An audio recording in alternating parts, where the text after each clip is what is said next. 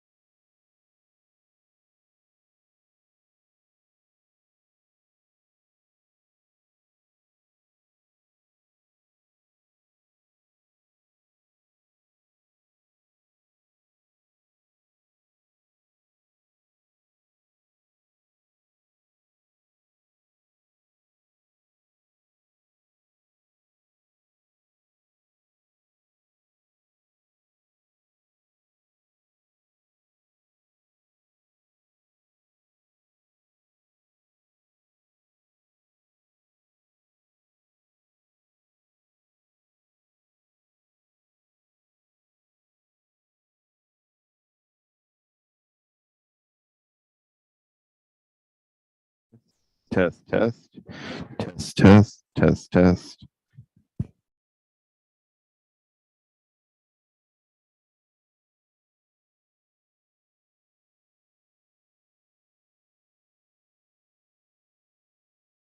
Because the app. Test, test.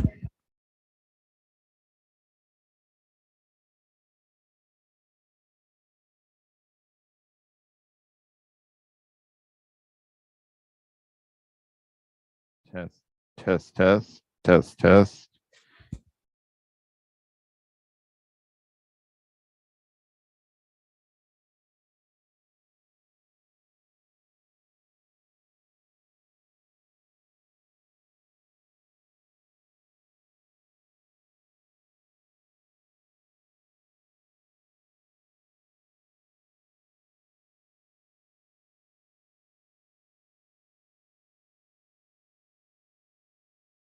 Test, test, test, test,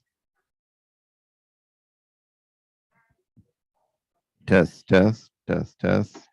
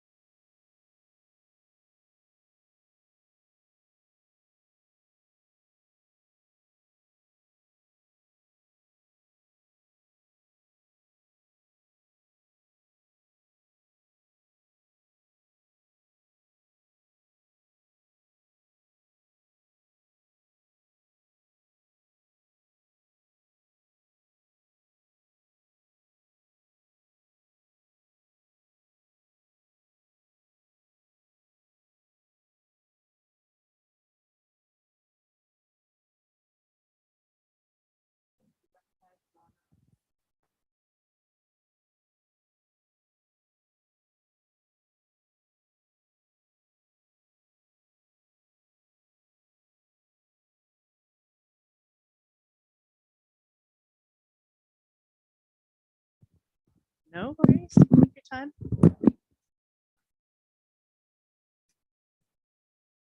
Thankful for our crew helping us with technology today, Jacob and Chad. Today, we are also connected online via a different system, a vast array of servers, cables, and computer devices built and maintained by human actors. We recognize the labor of those who make this connection possible, as well as the environment and land occupying impact of this system. Thank you all for being here. I look forward to the programming today. And Ben Harbert.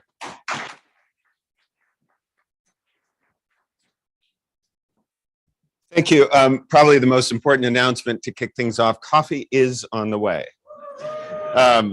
As many of you got lost finding here, so is our coffee vendor, Cummings, but we will have coffee in the back. So my apologies for the delay in that. And my challenge will be to introduce this with somewhat of a scholarly framework without you having coffee. So that's on me. My name is Ben Harbert. I'm chair of the Performing Arts Department here at Georgetown. I'm thrilled to have you here. We had some of a conversation yesterday, and today is our public-facing event that surrounds that. We'll keep dialogue going, but I'd like to take a moment to introduce the theme and the framework for how we're thinking about things and this shift. So, music, we know what that is. In a forum, we have an idea of what that is, but an ecosystem, I thought we'd take a moment to describe. A lot of us have been using this word, and I'd like to riff on this a bit. What an ecosystem framework does is it moves us away from an industry model.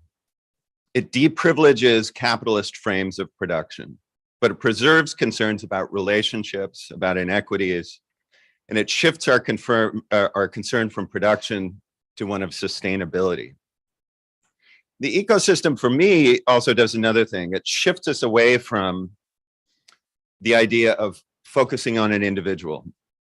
And especially in the United States, this is a powerful shift because the individual garners all kinds of attention for us. So what do we miss when we focus on the individual, when we privilege the artist? We miss the forest for the tree. We miss the ecosystem for the star. When we watch the singer, we miss the rhythm section. We miss the custodial staff at the venue who lose their jobs during a pandemic. We lose sight of the public school music teacher forced to teach tonal harmony to kids who are producing beats on laptops who don't see that as music. We miss the archivist who's under pressure to preserve some musics over others under a budget cut, thinning resources and skewing representations of communities for future musicians. The individual has a strong cultural pull. Consider Beethoven and Beethoven's individuality, seemingly a lightning rod for divine inspiration that marks him as a singular genius. Or Ma Rainey.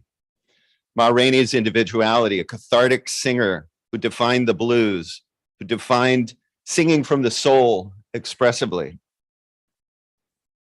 And culturally, individuals reaffirm our sense of ourselves as individuals, but they also distract us from things. Beethoven's genius helped define him when musicians had shifted from patronage to a marketplace. Instead of getting a seat next to royalty, a seat in front of the emergence of the bourgeoisie.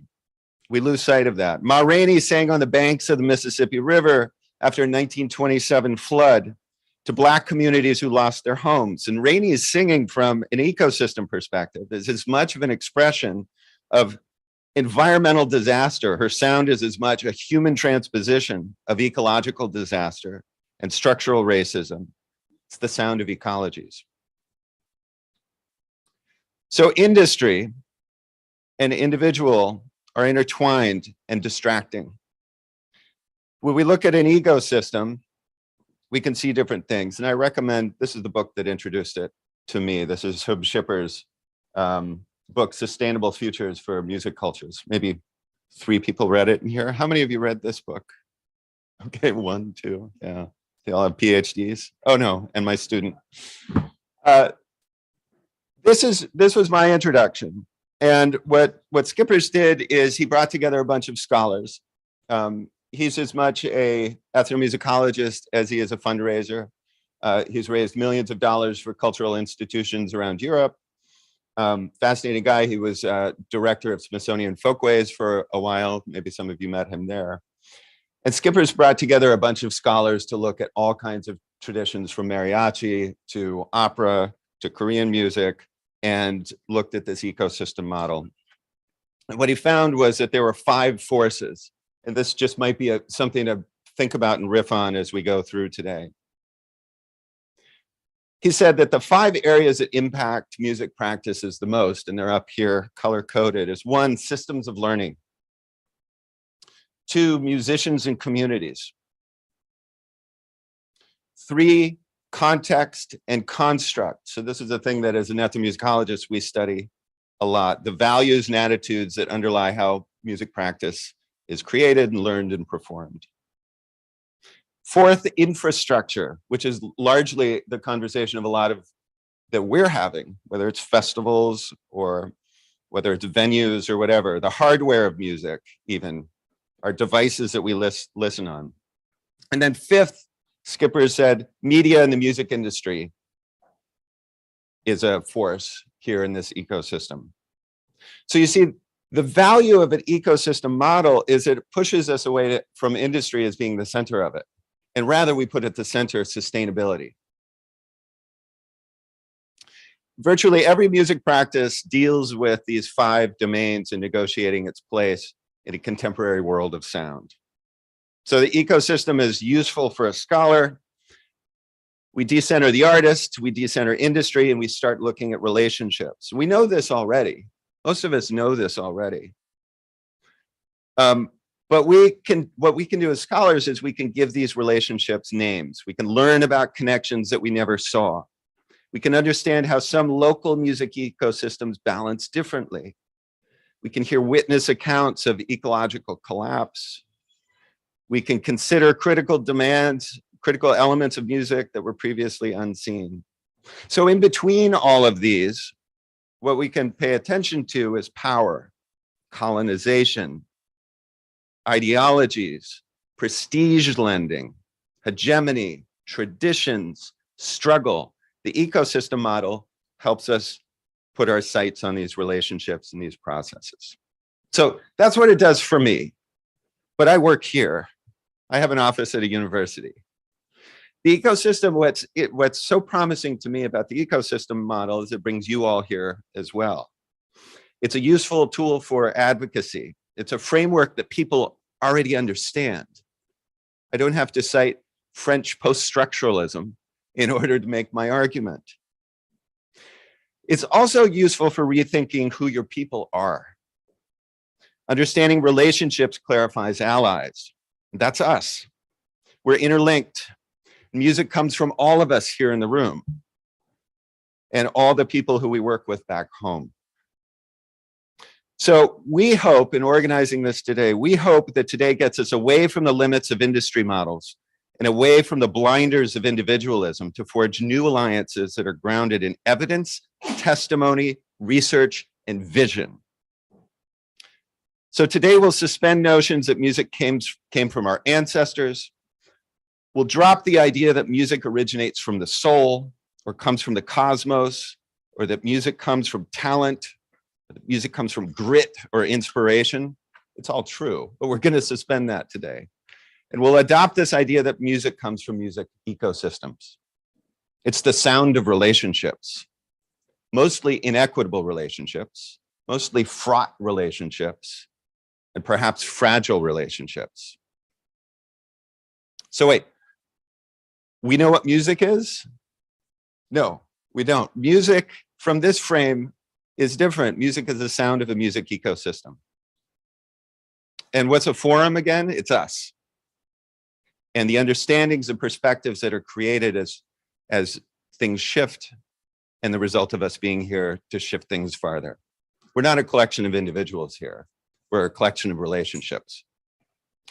So the panels today that we will hear, and I hope you're able to stay for the whole day, are the result of months of conversations that we've had, not only among ourselves, but also with all of you. So I'd like to thank a few people here, our program and local arrangements committee, Rebecca Gates, Michael Bracey, and Jay Hammond. We put together 3 themes. Oh, yes, we should.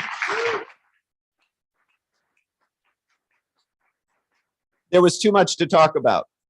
So we identified 3 themes. 1 is reimagining musical labor. 2 is environmental sustainability. And 3 center around venues, especially following the advocacy and lingering issues following the pandemic.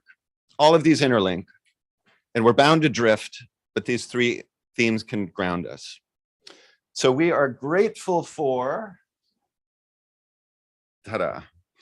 We're grateful for many people, you all here certainly, but we're also grateful for the Kalmanovitz Institute for Poverty and Labor, the Earth Commons for Environmental Sustainability, the initiative here, the Music Policy Forum, the Provost's Office and the Music Program for additional support. And when we have lunch, we can all thank Don Pitts and Sound Cities Music for covering our lunch today. Thank you, Don. Also, thank you, Sound and Associates, Rebecca. I'd like to thank Tawhid Rahim, our artist in residence in the music department, and also support Dorothea, who's probably so stressed out trying to get the coffee guy here. Dorothea rocks. Todd Porter, Hans Larson, who arranged all the students for helping us here, and Claire. Where's Claire? Claire deserves a big round of applause.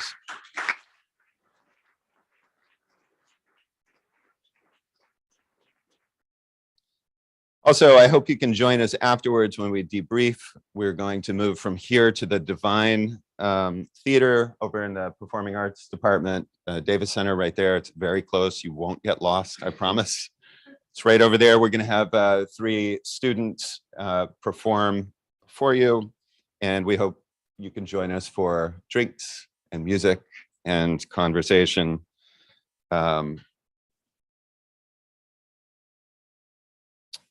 And that. So first up, labor.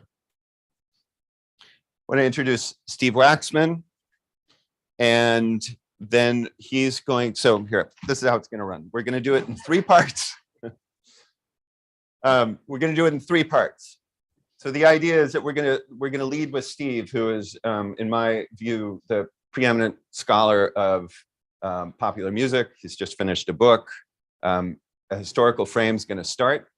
Then we'll move on, and Aram Sinreich is going to lead a conversation of local initiatives that have reframed how we think about labor, how we think of our initiatives in different local situations. And then we're going to have Michael Seaman and Sean Watterson close things out in a conversation with a bigger perspective from the local. So that's how we're going to run things. So I could just leave it as Steve is my hero.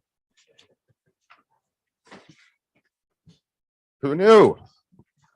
We're grateful for Steve for coming by. He is professor of music and American studies at Smith College.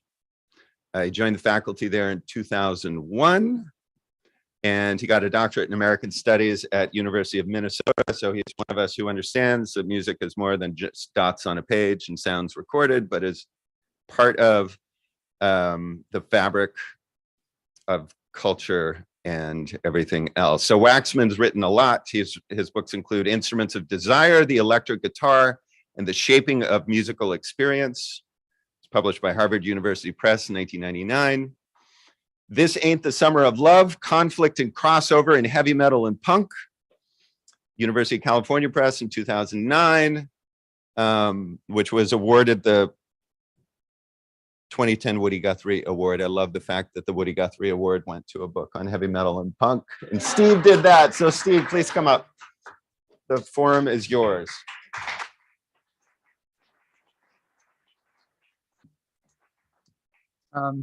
Thank you, everyone. And thank you, Ben, for that really generous introduction, to Rebecca and everyone else who's helped to make this happen today. It's a privilege to be here. So I'm going to start with some storytelling and then move into something that may resemble an argument. I'm going to start by telling a story about this guy. From 1862 until his death in Brazil in 1869 at age 40, the American piano virtuoso Louis Moreau Gottschalk toured almost incessantly and across a geographic scope that encompassed much of the US and many areas of Latin America, where he spent the last 4 years of his life. During much of this time, Gottschalk kept a detailed diary full of insights about the peculiar life of the touring concert musician. And most of my paper, or my presentation today, is about touring. There's some stuff about venues too. Those are the two areas I'm going to touch upon. In Gottschalk's diary, you get a sense of the sheer pace of the pianist's activity, as in this entry from 1864. Last month, June, I gave 33 concerts in 26 days. In 14 months, during which I have remained idle only 50 days, I have given more than 400 concerts and traveled more than 40,000 miles by railroad, right? And this is in like 1860s. Such endeavors were bound to take their toll. And in one of the diary's most vivid entries, Gottschalk expands at length on the grind of being on the road day after day for weeks at a time. This is a long quote from Gottschalk's diary. As in the past, I continue to be whirled in space. He invents this word that I just have to try to say out loud. I don't know what it means. Pianista somnambulist. That's what he calls himself. I think he's like a sleepwalking pianist. Everything is foreseen, everything is marked out, everything is regulated in my peregrination. Thanks to the experience of my agent, I know in advance, within a few dollars, the amount of the receipts in a town of a given number of inhabitants. I know with my eyes shut every one of the inextricable cross threads that form the network of the railroads with which New England is covered. In my black suit at 8 o'clock, I salute my audience and give them Il Trovatore. At 10 o'clock, I carry off my patriotic audience to the belligerent accents of the Union Fantasia. And at 10:30, I throw myself, exhausted and depoetized, into the prosaic arms of the blessed Morpheus. Then morning, breakfast in a hurry, and alas, 5, 6, 7, 8, or 10 hours of railroad, and always the same thing, the crowd and to be isolated. Gottschalk's cutting account unfurls the frustrations of the working musician in the 1860s, which were much like the frustrations of the working musician of the 1980s or of the 2000 teens. Indeed, I'm struck at the echoes of the pianist's 1860s ruminations and those of Santi Gold, our keynote speaker for today's event, who explained her decision to cancel her planned 2022 tour by noting in part, after sitting idle, not being able to do shows for the past couple years, many of us, like everyone else, earning no or little income during that time, every musician that could rushed back out immediately when it was deemed safe to do shows. We were met with the height of inflation, gas, tour buses, hotels, and flight costs skyrocketed. Many of our tried and true venues unavailable due to a flooded market of artists trying to book shows in the same cities, and positive test results constantly halting schedules with devastating financial consequences.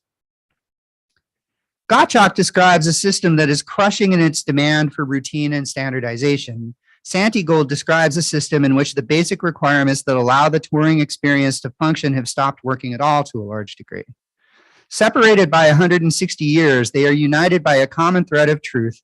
Touring is really fucking hard on musicians.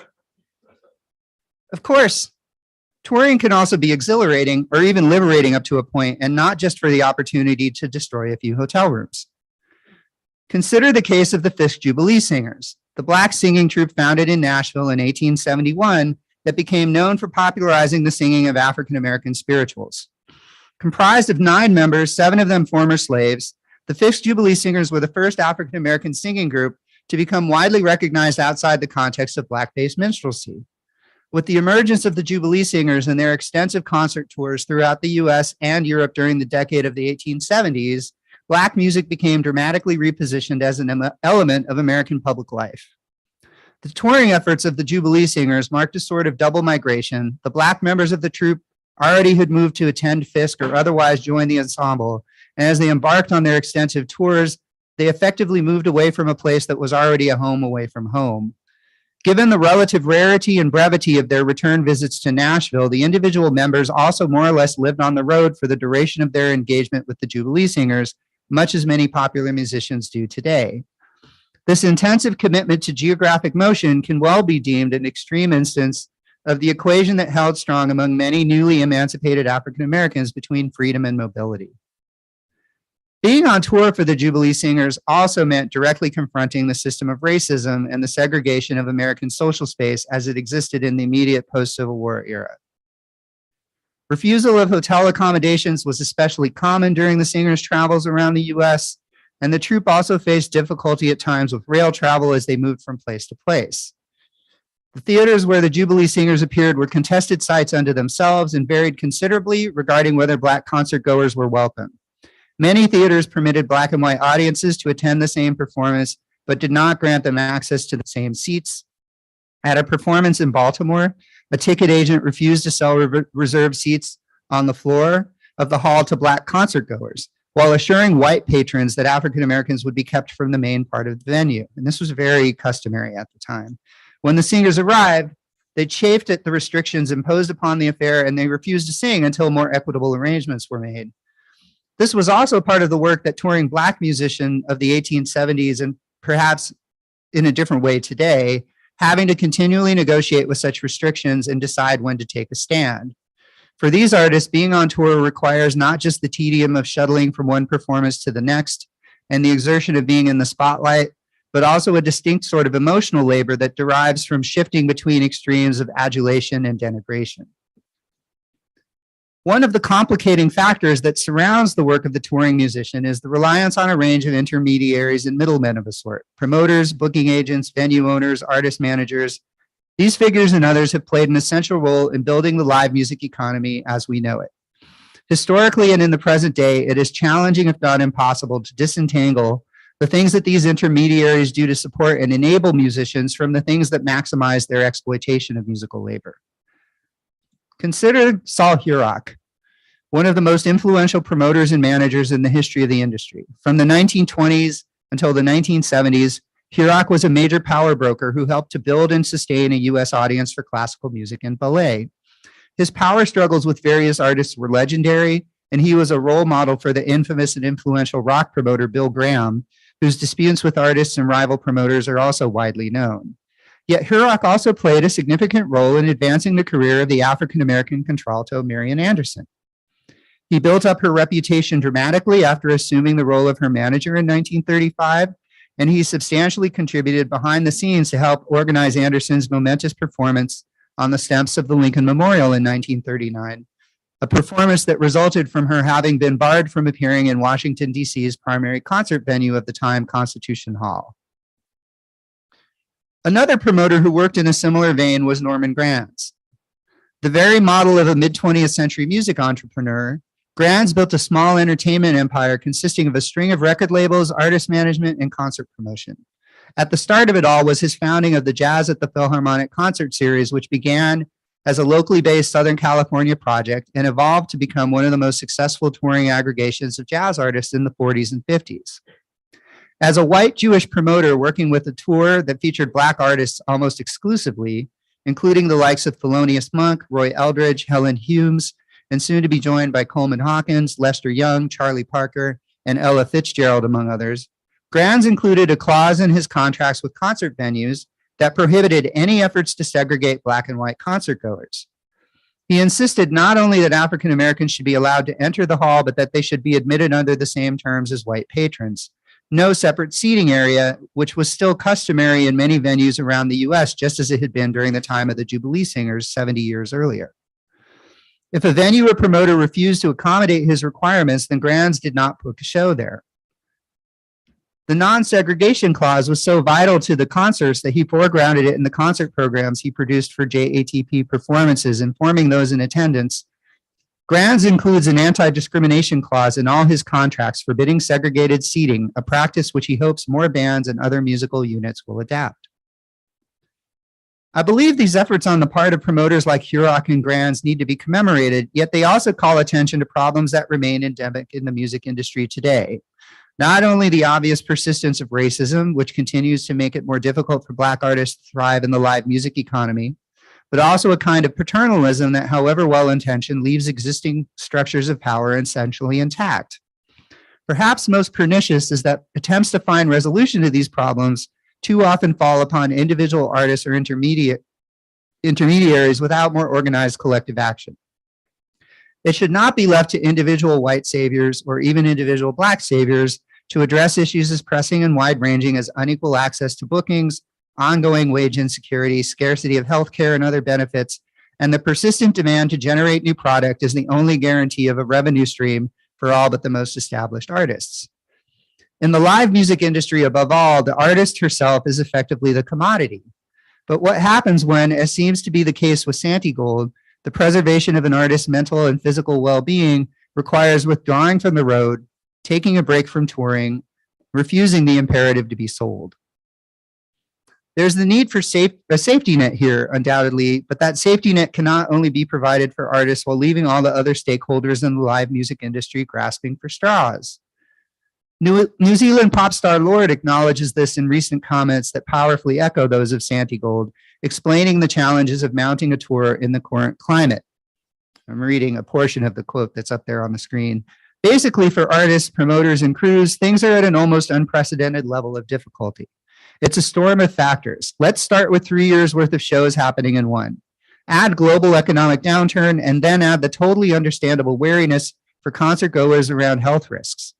On the logistical side, there's things like immense crew shortages, extremely overbooked trucks and tour buses and venues, inflated flight and accommodation costs, ongoing general COVID costs, and truly mind-boggling freight costs.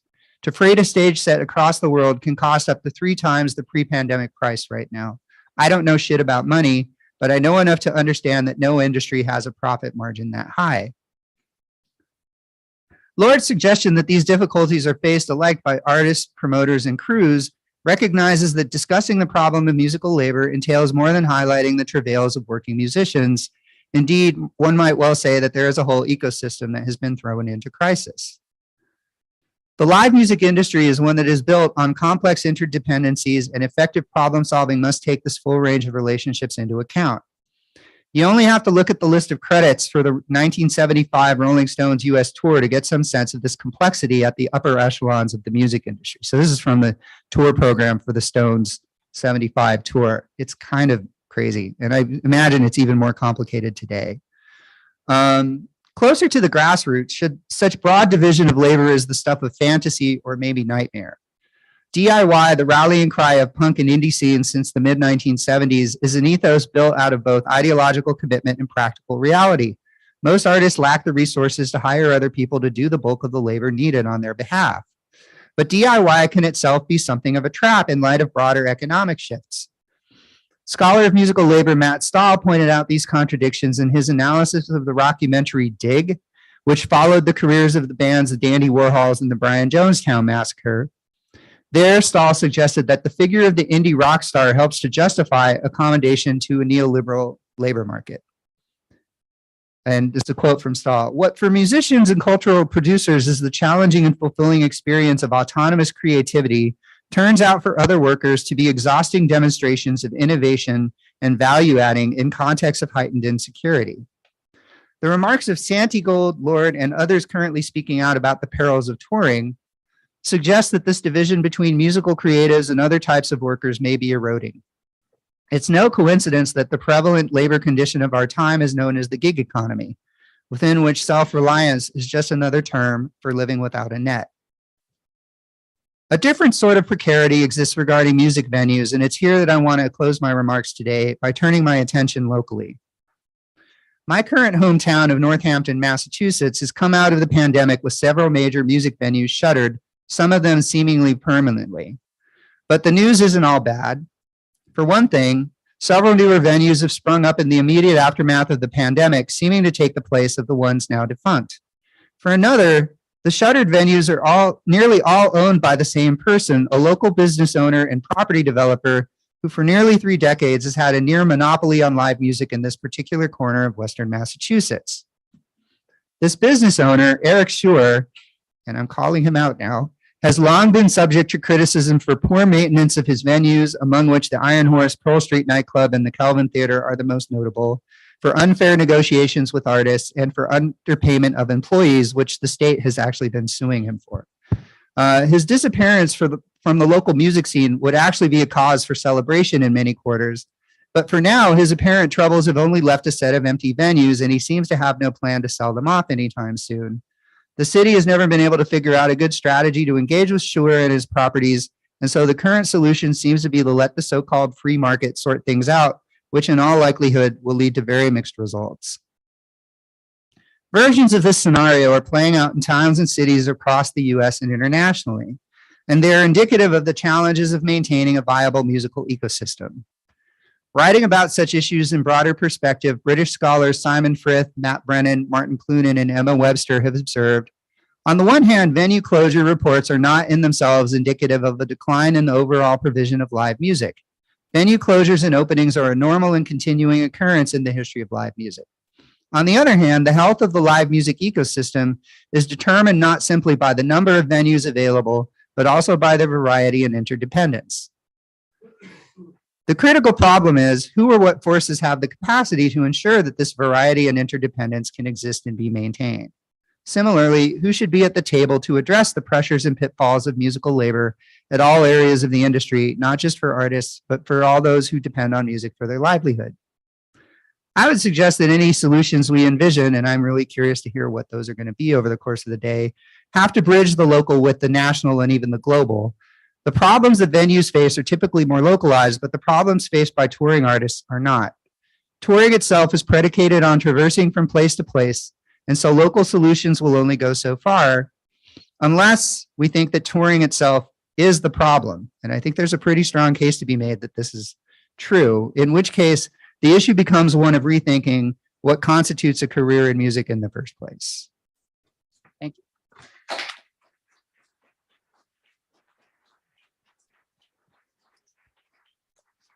We have a few minutes for questions. We also have coffee in the back. Which will probably distract you from any questions you might have. Let's do this. Let's take 5 minutes, get some coffee, and then we'll come back. We'll set up the next group. And we can save some questions for Steve at the end.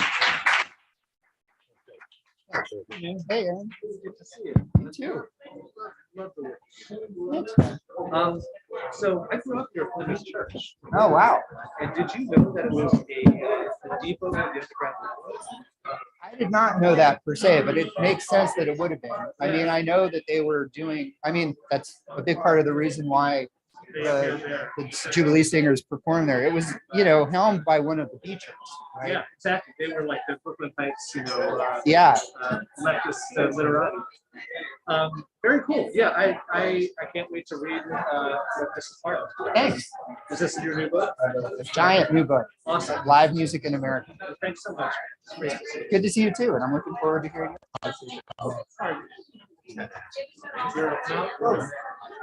Thank you for being I have mixed feelings about that. Touring times,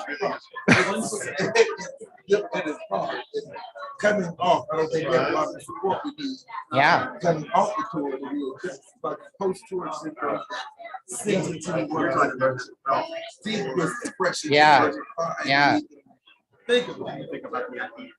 the animation of thousands. And now you got to go and kick out the I mean, it's like bipolar disorder and lived in reality or something. But even all the tours, I've always got to sit on the tour, sit on the tour. Mm. There's no consideration. You can't say you can't do the show because that would be. Right. You know, you can't do it. You can now. But yeah. You know, really fast. It's just happening. You got a 20 city show, 20 city tour, and 2 of the cities you feel like shit. You know, when you're flying and sitting. Something you really do. Now, Yeah.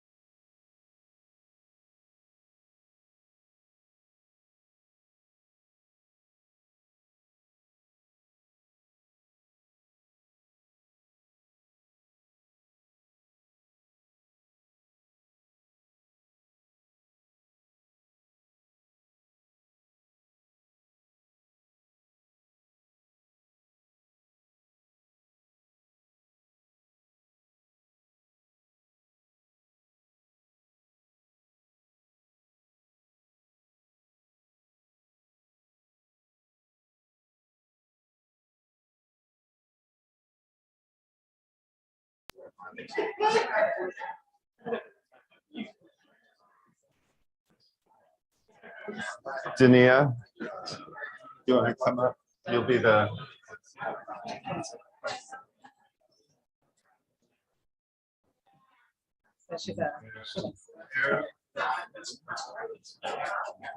Jamie. Yep. We'll put you all here. Aaron, you want to take that?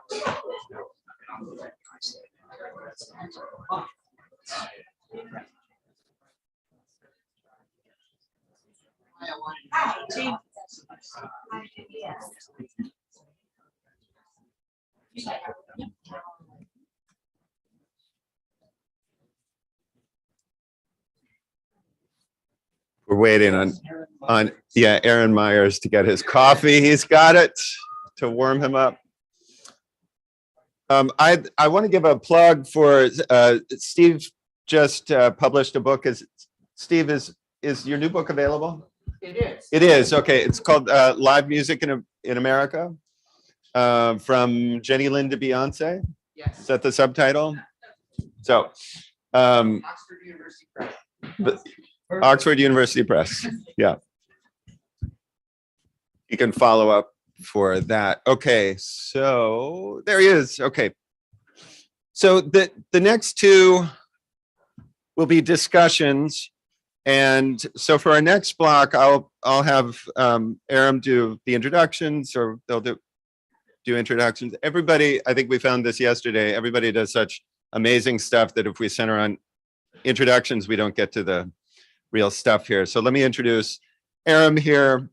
Aram Sinreich is a professor and he's the chair of the Communication Studies Division at American University's School for Communications. Aram and I went to college together, and so we've been arguing about music for decades. With love. With love, mostly. No, fully. Sinreich's work focuses on the intersection of culture, law, and technology. For those students of mine, this is when I hold up the book Mashed Up, or you have questions about copyright law, I always send you to him. He gives emphasis to subjects such as surveillance, critical data studies, intellectual property, remix culture, and music. His books, Mashed Up in 2001, The Piracy Crusade, 2013, The Essential Guide to Intellectual Property, 2019, and his forthcoming book is called The Secret Life of Data. And somehow amid all that, he wrote a novel under a pseudonym, right? Yeah, it happened. So, so I'd like to, Aaron will run the discussion, Dania Best, Aaron Myers, Jamie Duffy, welcome them.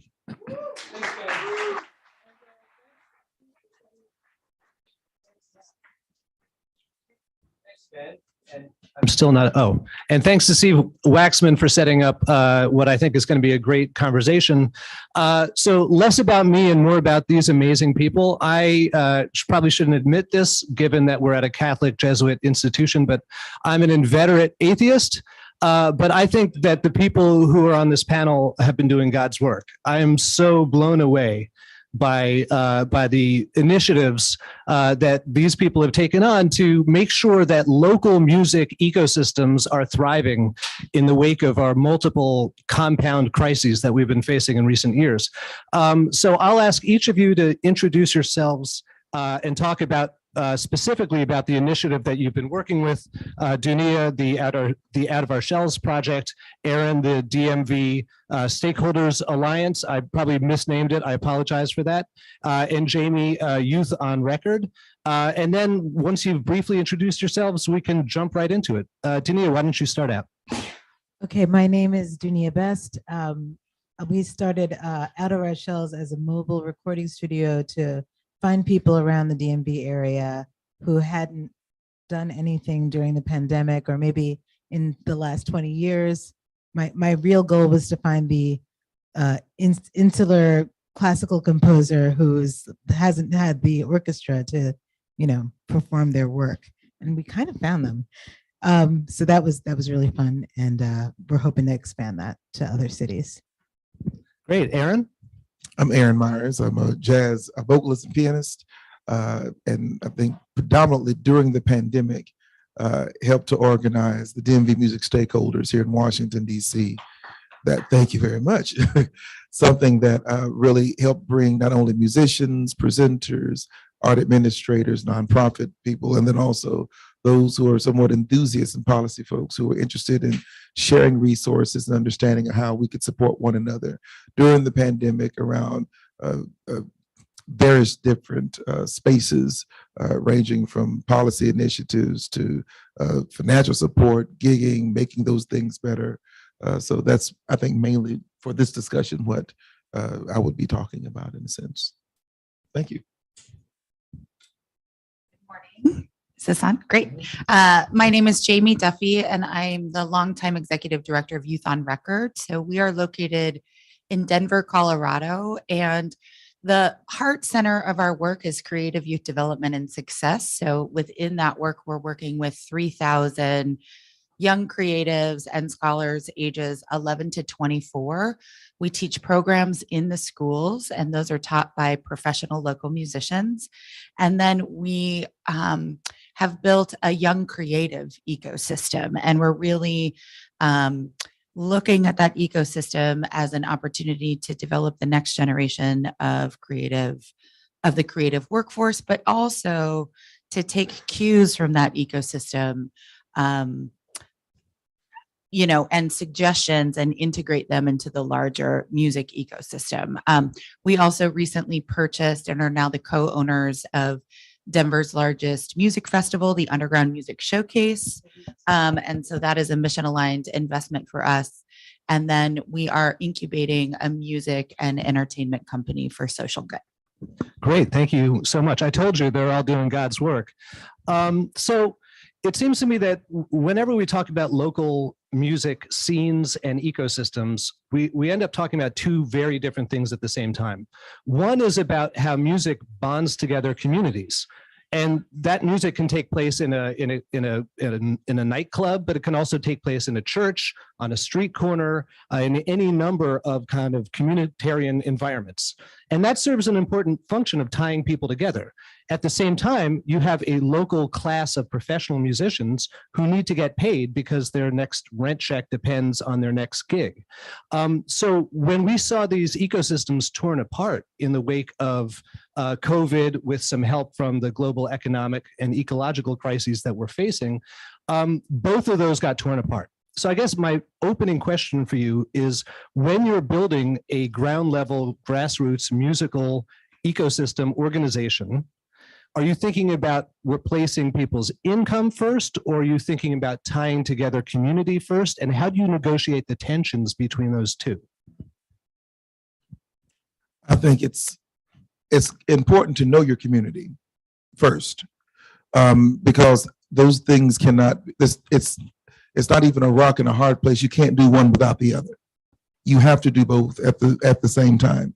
So for instance, with the DMV music stakeholders, the first thing we realized was that we knew gigging musicians who literally lived from gig to gig.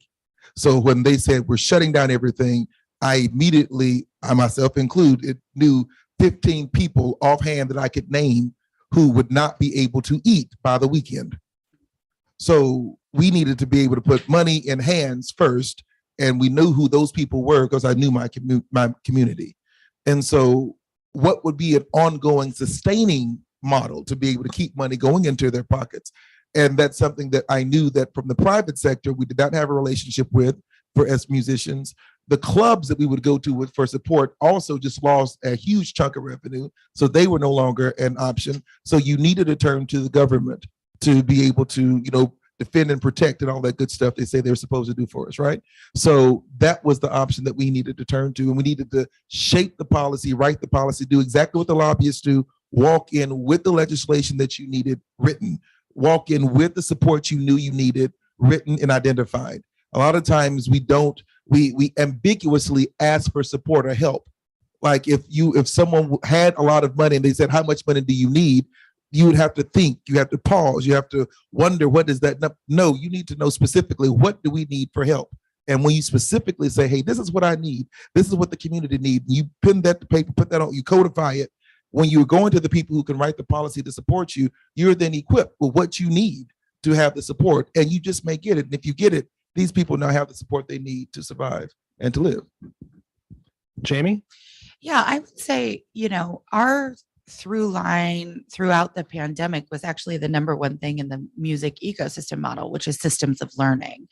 And we never stopped doing that throughout the pandemic, right? So it was important for us to understand that we were going to get out and get through it. And so our teaching artists, who are all professional local musicians, and our young creative coaches, who are also professional local musicians, actually transitioned to virtual systems of learning faster than our school districts because we're smaller, right?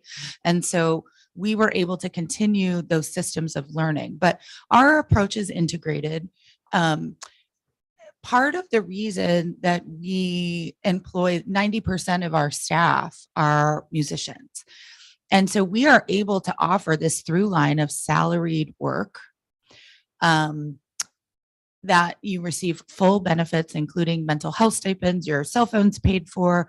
So our first focus was systems of learning, and then the care, support, and financial security of the musicians who work for us. And so we were able to continue to, provide salaries. We were able to continue to do that work while encouraging our artists to continue to create as much as possible. So we created opportunities where they could come record at our studio under very safe COVID precautions, but we control our own studio.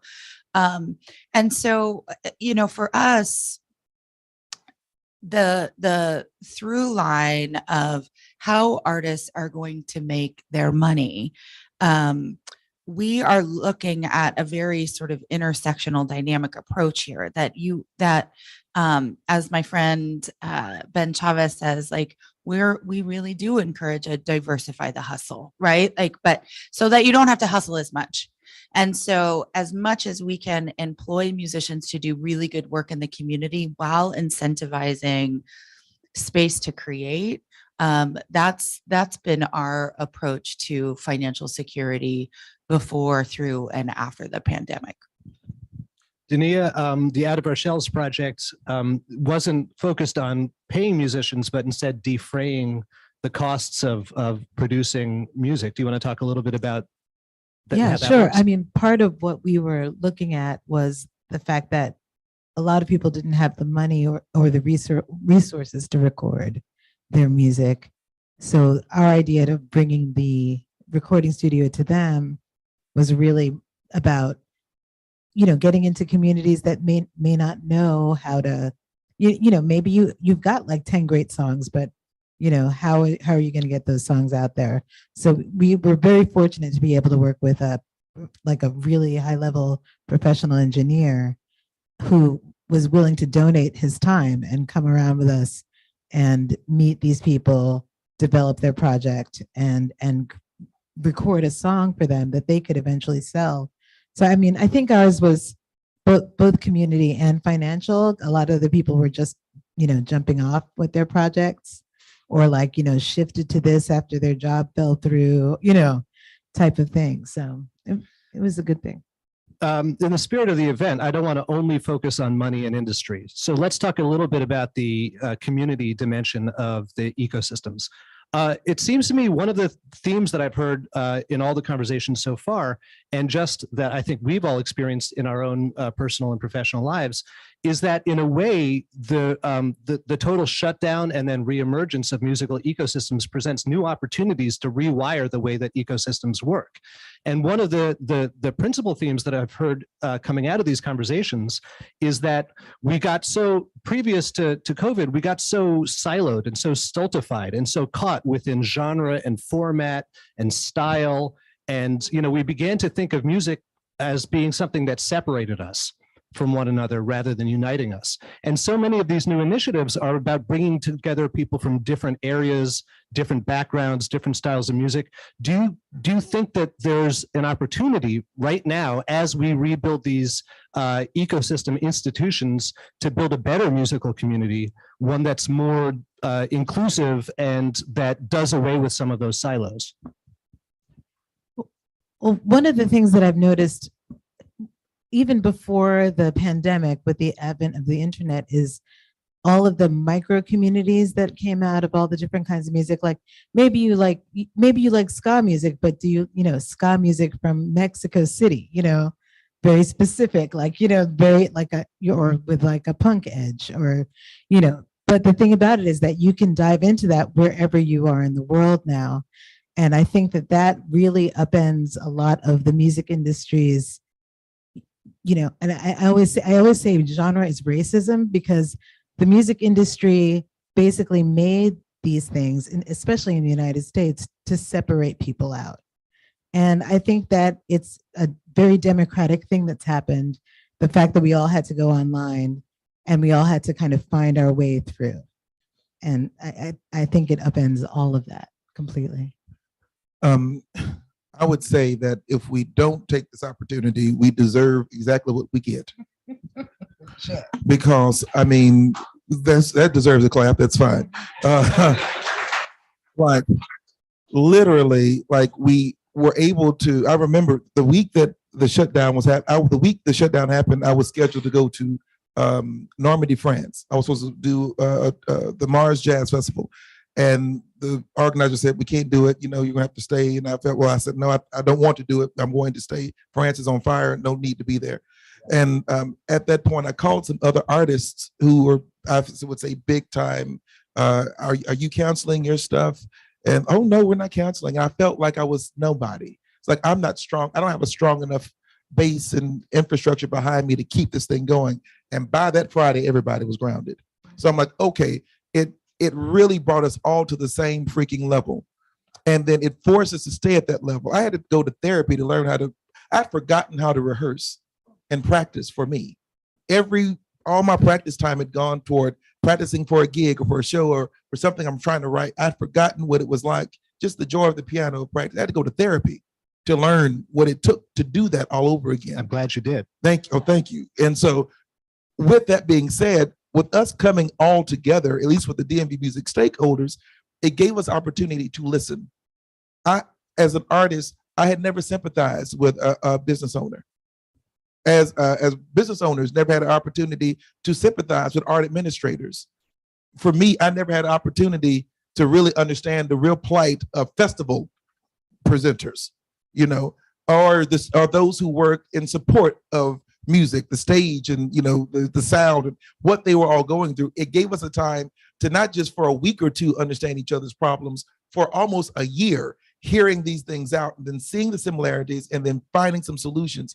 If we stop doing that now, just because we can get out there and so work for less money in many cases, for worse conditions in many cases, going back into the same problems we complained about on the bandstand beforehand, we are stupid if we do not find a way to do something different and reimagine what we want normal to be. Not a new normal, what normal should be, because the normal was we were being mistreated and the industry was not on par with technology, with the 21st century to begin with. So I think this is the opportunity that we should do the hard work of continuing that. I know sometimes we don't have as many people on our calls, but we have to keep the calls going. We have to be comfortable in doing the unsexy work of this business, and reimagining, especially as musicians. There's no reason all of us as artists don't have our own companies by now, so we can know that we can do this in a better fashion, because we are small businesses, but we're not doing our sole proprietorships the right way. You know what I mean? So there's some things we could be doing to make this thing a reality and really to do ourselves better than what we've been doing before. Yeah, that's it. Yeah, Jane? Yeah, to the first point about, where we're going in terms of genre and all of these sort of possible like cultural changes we're seeing. I mean, we have to give credit to where credit's due, and that's Gen Z and young millennials who have come in and are pushing for a less sort of binary industry culture way of thinking. Like they are the ones who are pushing us on every aspect of that. We're sort of catching on to like, oh, maybe like genre doesn't matter. They've been saying that for 10 years since they were 6 years old and understood that we're more expansive than we've given ourselves credit for. So in a lot of regards, we can't even begin to imagine the new industry without centering creative youth development. Like if my encouragement is that as we are looking at the future of all of this, if you are doing your work and you are not partnered with a creative youth development organization and young creatives, like you aren't going to get it right. There's just absolutely no way, because no matter what, you're building either for a moment 6 months ago, 6 years ago, but you're not building for 10 years from now. And if we're not building for 10 years from now, it's already over. And so, some of the ways that we have in practice started to do this within our youth development is always at the center. So our purchase of the music festival was so that we could imagine the future of the music festival industry, but build a pipeline for our young creatives now so they can start working there now. And I just didn't want to ask permission. I mean, that's why we bought it. I was like, I don't want to ask for permission to partner. I can't do that anymore. So we should just own it. And so, but the impetus for that was the future of work and the future of labor that is not commodified. And so, that is always our starting point, and will always be our starting point, and that means the long haul. I mean, we have our young creatives who started with us at the beginning, who are our employees and parents and almost in their 30s now, and so you've got to stay the long course. These generations change, pretty quickly, but you've got to stay the long course and partner with CYD organizations all the time, and universities. So we're down to about 3 minutes, which means about 1 minute left for each of you. I know it's such a great conversation. I want to have it all day, but I guess we'll enjoy it from the room. 1 year from now, what is one change that you would like to see in the music ecosystem that you inhabit?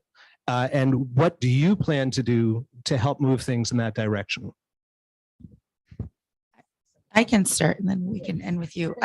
The change I want to see is for all of us to orient ourselves around getting out of sort of the binary of for-profit, nonprofit, and start to understand that some of the work we need to do is earned revenue. Some of this work the government has to support. Some of this work, a lot of this work, philanthropy has to support in order for us to truly provide pathways, thriving wages. So getting out of our own constructs of you're the for-profit, you're the nonprofit, and really starting to partner and envision the middle lane. I think that is the best way. The reason I like to do that is I just like to get the money from every place to do the work. And so we have to stop constraining where those flows of income are. So that's what I want to see in a year. You'll see that in our music festival this year. In the first, we bought it in 2 months. We raised $65,000 from philanthropic funds for the music festival. So we plan to double that next year. I think I heard the young man say this yesterday, and something I thought about a great deal. A year from now, I hope that local musicians in DC, most local musicians are global musicians. Okay, local musicians are touring musicians. They travel the world. The music is everywhere. So I hope in a year's time that imposter syndrome is just eliminated. You know your greatness. You know who you are as an artist. And then what I would do to help in that is to not only promote, but try to introduce systems and things to my fellow colleagues that will help them, I guess to take their power back as an artist and a musician. I think that's all I can do. It took years for me to actually, and many, if you're an artist and a performing artist, I know I'd written in my book that about an hour before every performance, I'm tempted to cancel it because I don't think anybody's going to enjoy it. And I think that they're going to catch on that I'm an imposter, that I ought not be there. And then I get through it, and it's a great show, and all the anxiety and the sickness I felt is gone away. So it is my hope and prayer that a year from now, those who are in DC, especially in jazz, will understand that we are badass, we are good, we sound good, people want to hear us. There are more people who've not heard of you than have. So you have an audience to introduce yourself to, and you should strive toward meeting that particular audience. That's my goal, at least. I'm laughing because last Saturday I was on the phone with him in England going, I can't do it. I can't do it. Like, She's about to headline a festival. A year from now, wow, I really want to never see another Taylor Swift style debacle again. I don't think one person should be absorbing everybody's monies like that. I think it's very strange, and I think it really needs to be diversified and spread out for everybody. There's no reason one person should be like, I don't know, sucking it all up. So what do you?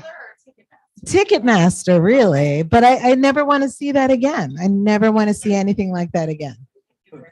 No, it's not her. It's them. They've ruined it for everybody. You know what I mean? They've made it terrible for all How are we of going to us. make that happen? How are we going to make that happen? Wow. I know. Break up the merger, like just demonopolize. I mean, it's insane that MySpace Music. right, that Oh. one the greatest platform of all time. Reverb Nation. one person owning all the music venues that has to stop. It just has to stop. Great. Big round of applause for this amazing panel. Thank you so much to Ben for inviting us to have this conversation. And I'll pass it back to you. Great, thank you. The third in our three right here is going to bring us from these local initiatives to a wider frame right here. I'm really excited to introduce Dr. Michael Seaman. He's an assistant professor and assistant director of Colorado State University's Arts Management Program. Michael's work examines issues in the creative economy, most recently, the economic, cultural, and social impacts of music venues. The New York Times, Washington Post, Wall Street Journal, National Public Radio, CNN, and regional media outlets often seek Michael's perspective and insights. We appreciated them yesterday during our intensive as well. His work is published across many academic journals, edited volumes, City Lab, and most recently by the Brookings Institution. He's co-authored music and film strategies and creative economy reports for the city of Denver and the state of Colorado. And joining Michael here, Sean Watterson, who's the president and co-owner of the Happy Dog, which is a neighborhood corner bar, popular place, and live music venue located in Cleveland's Gordon Square Arts District. Some Cleveland fans. And he spearheaded the effort in Ohio on behalf of NIVA, the National Independent Venue Association, to save our stages, $18 billion. Sean joined the Fund Our Economic Future in January 2022 as a senior consultant working on hospitality sector recovery initiative. Specifically, he's focused on efforts to improve the quality of and the interest in frontline hospitality sector jobs in Northeast Ohio. This work includes both large employers and small businesses, and it's done with an eye towards making the jobs and businesses sustainable in the long term. Welcome, Sean and Michael.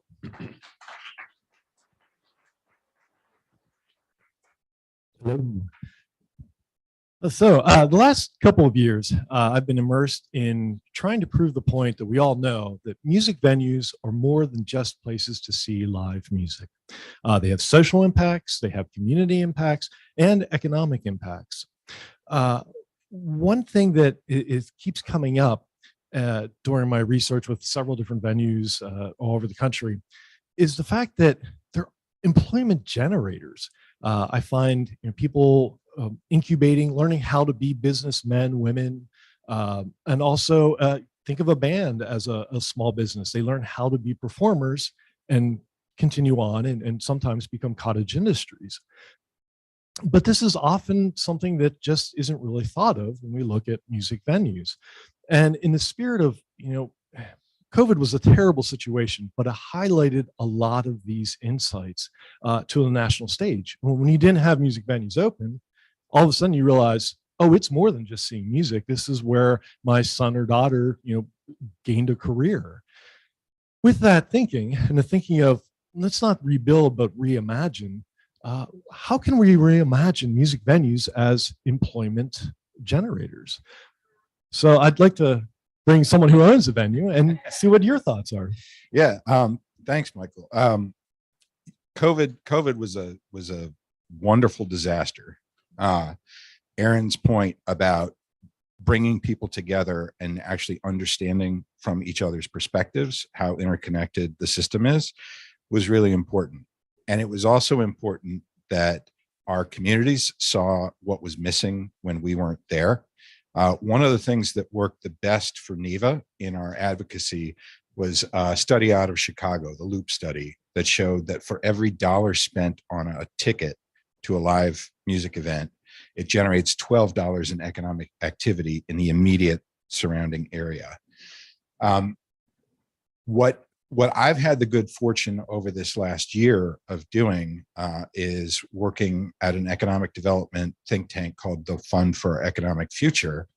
And what I'm seeing there is the systems that exist, not in our industry, but in manufacturing, healthcare, and IT around workforce development. That's where those dollars were focused, because the thought by local leaders and federal leaders those were good jobs. And our sector never got those dollars because our sector was considered not good jobs.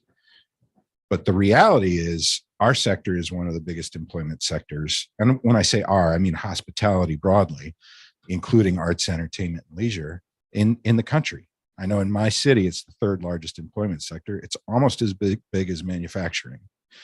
So where I see a path forward, and this is to Jamie's point about putting aside the distinctions between for-profits and not-for-profits, is in workforce development, federal workforce development dollars to help us in all different aspects of our ecosystem. We focus on the creatives because the musicians are the one on the stage, but it's the sound techs who are making them sound good. And it's the lighting techs who are lighting them up. And it's the front of house manager that's making sure the bar is selling enough alcohol to fund the whole operation, because we all know that's how we run. So I see a real opportunity and a gradual understanding by those in the workforce development world broadly that there is a need to invest in our sector.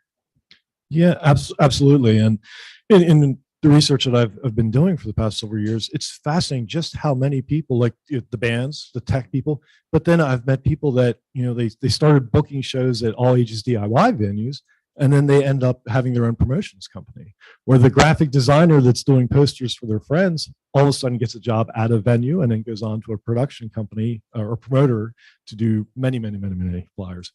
And what's interesting is, with the looking at cultural or creative activity and employment. And when it was suddenly gone, we started talking about big federal programs. How can we, like workforce, the One Arts in the federal workforce, WPA, SETA in the 70s through the Nixon administration. How now can we look at the federal government? Are there programs that could help venues, and how could you integrate a venue within a workforce program? Well, that's our challenge, because what I've seen in workforce development is in these other sectors, there are intermediaries that have developed that develop the training or the apprenticeship programs. And these are all terms of art within the workforce development world. And those providers or those intermediaries are working with the employers, they're working with the youth, and they're working with the community colleges and universities, but also the schools, because you're accessing that pipeline really from high school through 2-year degrees, through certificate programs, right up to four-year degree programs. What's different, and what's I think been a challenge for those in the workforce development world, is they have traditionally viewed workforce development as something that gives somebody a career, a job that's going to give them a paycheck and benefits for decades. And our industry is different than that. A lot of what we do is really paths to entrepreneurship. I know at the Happy Dog, we have 5 alumni businesses, our staff, who have gone on to open a music venue, another music venue down in Florida, and 3 restaurants. To me, I'm really proud of that. When people come and work at the Happy Dog, I tell them, I want this to be your last job in hospitality, because either you stay because you love it at the Happy Dog, you decide hospitality is not for you, in which case we will try and help you get a job somewhere else, or you start your own business. And I think for workforce development people, understanding that what we do is a path to entrepreneurship is a concept that we have to sell them on. They don't inherently understand that. It's a lot of overcoming negative perceptions.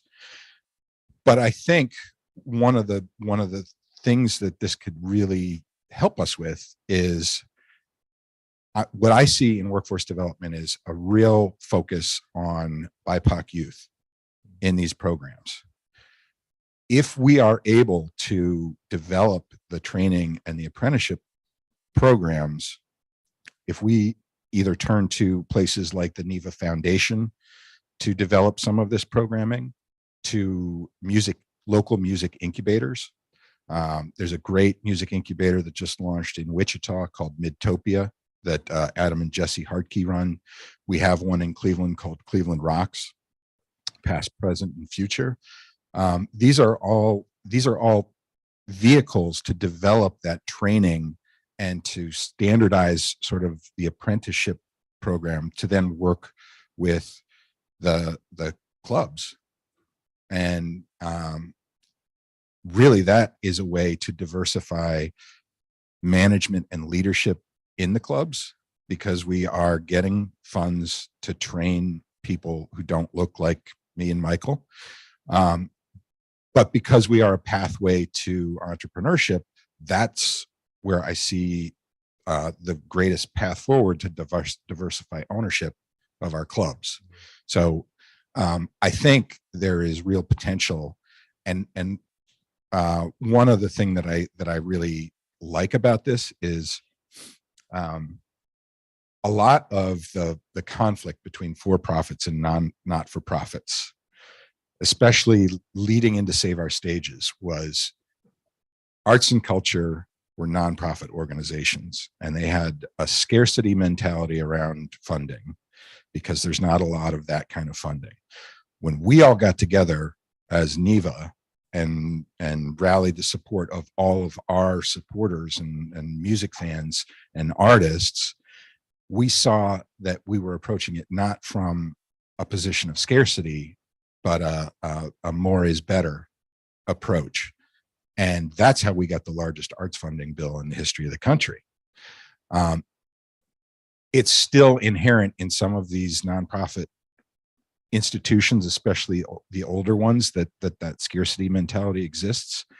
But if we're looking for more federal dollars, these workforce development dollars go to anybody who's paid. And it doesn't matter whether they're paid by a nonprofit or a for-profit small business. So to me, it's an opportunity for us to partner with some of our arts and culture partners and access funding in a way that we were able to with Save Our Stages. And it sets aside kind of that old paradigm of arts and culture is high arts and we're commerce. Right, right, absolutely. And I love NEVA, and again, the pandemic was terrible. What a great thing to come out of it. What's next? I mean, could workforce development be something that NEVA addresses at a national, the federal level? Being that we're in DC where everything happens, can you speculate on that? I think I've spent a year trying to immerse myself in this workforce development world. I see this as a potential opportunity, but more of us need to be involved in this. NEVA, we've met with Americans for the Arts, and we see we see common interest there, because we're coming at it from the perspective of venues. So we have lots of jobs to fill, but there are workforce development opportunities for artists, and organizations like Americans for the Arts can help with that. And the crossover points are going to be our music incubators. So I think there's lots of opportunity, but there's lots of getting up to speed on our end to be able to take advantage of these opportunities. But they're there, so we need to do it. Cool. One thing that's near and dear to my heart is all ages DIY venues, because when you are interested in music, the most visceral connection is probably between 15 and maybe 19, and then you're hooked and you've got a great life in front of you.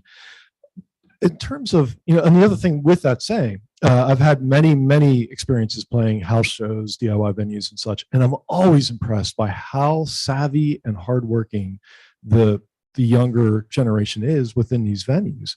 Do you at all see a way that you can connect the people that are under 21 with venues to kind of like a minor league to help set them up for careers once they turn 21 within venues? Yeah, I think music incubators are a great space to do it. I think it's incumbent on the venue community to reach out to the folks doing youth development, not just creative artist development, but career development in all of the other aspects. What I've seen in Cleveland is we're probably closer to success in the film segment than in the music segment, because we've got a film studio that is very focused on high school and post high school Black youth. It's a Black filmmaker who's moved back to Cleveland and really understands that it's not developing writers and directors and editors. It's developing grips and best boys and all of the production that's necessary for any of that work that's happening. And Ohio is a place that has a film tax credit. So there's a base there. Some of the things I think we can look at is our music production tax credits. That's something we've looked at in Ohio. But I think we need to think broadly when we're thinking policy, to say, hey, we're an industry, and every way we can give youth opportunities to have careers in this industry, not in just a segment of the industry, is going to make the industry and the ecosystem healthier. Great. Yeah. I always tell my students, if you're looking at anything in the creative industries, think holistically. It's very easy to get a corridor of knowledge where you are, you have blinders on, but you can learn from film, you can apply that to music, and you can learn from students that are 17 years old and apply that to shows that attract 45 to 55 year olds. I would say too, the reality of the music community, 3/4 of our staff are working musicians. We actually commissioned a photographer probably 8 years ago now to take a series of photographs of our staff on stage and then our staff doing their job, working the door, working behind the bar, emptying the trash, and set the exhibit up with those two pictures side by side of each of those individuals, because that's the reality of the local music ecosystem. Yeah, so true. People don't just survive on making and performing their music. They survive because there's an ecosystem there. Our folks can go out on tour and come back and know they have a job because somebody else is going to go out on tour. So, right. Yeah, excellent. Yeah, it's the best industry in the world. I love it. Okay, especially if you like hot dogs and beer. Yeah, exactly. Yeah, it's either that or minor league baseball. So we open the floor for questions, sir. Something that I was thinking about when you brought up DIY all ages venues is, maybe this is just because I live in Washington D.C. and got very much by Penn Harbor, Discord, and all ages shows. But something I've thought a lot about, especially in the context of jazz venues, is when are we going to decouple almost the necessity of alcohol? It just seems like it gets in the way of the ecosystem when you have people who are blocked, but they're not old enough for just that necessity of you're at live music, so alcohol must be part of it. Just rubs me the wrong way as a person myself. Yeah, I would love to discover the revenue model that makes that possible. I mean, and we're seeing, especially, Ohio's not a legal weed state, but that said, we've seen an increase in mocktails as opposed to cocktails. Like, I think people's habits are changing. But I would love to find a model that didn't rely primarily on the margins you make on alcohol sales. But I don't know what that is without additional supports or without increasing the cost. And if you increase the cost, you decrease the access. Yeah. I know right before the pandemic, the Department of Labor had the apprenticeships, music and actual principal industry. It had not been so. And then during the pandemic, we saw that musicians get unemployment, so it's an insurable type of industry. Are you all working toward that end to see if we can keep that as a trend going forward? Or is there work being done around that? I would love to see work being done around that. In the position I'm in, it's a hospitality sector recovery initiative. So I'm focused much more on working with the venues and the restaurants and the bars and hotels on that aspect of it. But that's why I was saying, the more we can partner with groups like Americans for the Arts and others who are focused on musicians as a career, as opposed to support for performers as a career, I think we can access those dollars, because some of the people who are going to be providing that training and those apprenticeships are going to have feet in both worlds. And this is where I'm thinking locally on the ground, these music incubators. And we're seeing an increase in the number of these incubators and philanthropic support in creating them. I know the one in Wichita has big philanthropic support. Whether we see broader support from public arts funding, we'll see. I mean, we have to be our own advocates on that. All right, we have time for one more question, ma'am. It's a statement / question. Oh, thank you. I don't need, but thank you. Thank you. So I'm here in I'm the executive director of a nonprofit here in DC, but I'm also a steering committee member of Music Workers Alliance in New York. Music Workers Alliance has been doing the work to get all of this money, like insurance and everything, from for musicians, but also for music workers, those those people that are doing all the behind the scenes, and then the people that are just, doing the ticketing, everything. So my question, I wanted to state that so that I'm around and I want to talk to folks because I'm not talking today. But the second question is really big, and I don't know if we'll ever have time to really discuss it, but how do we decouple capitalism as a structure from the music scene and this system, because it's always going to be inherently biased towards certain people. So is there a future, or are we thinking about how to actually create that future that it's not top down but across? Sorry, I know. No, I'm not a sociologist. I mean, I agree with you. I mean, I hate the word monetization because it takes you away from the thing that's inspiring about music, but it's a reality. So we live in this capitalist system. So we need to make things work within that system. I would say there are efforts to try and decentralize and demonopolize. Happy Dog, we're part of a new booking collaborative called Detour, which is an affiliation of independent music venues and promoters across the country. We're a year into it, not even a year into it, trying to make it work, especially for the artists who value playing in independent rooms. That said, they still have to the tour has to work for them. It can't be pure goodness of their heart kind of thing. It still has to work. But I think there's an understanding.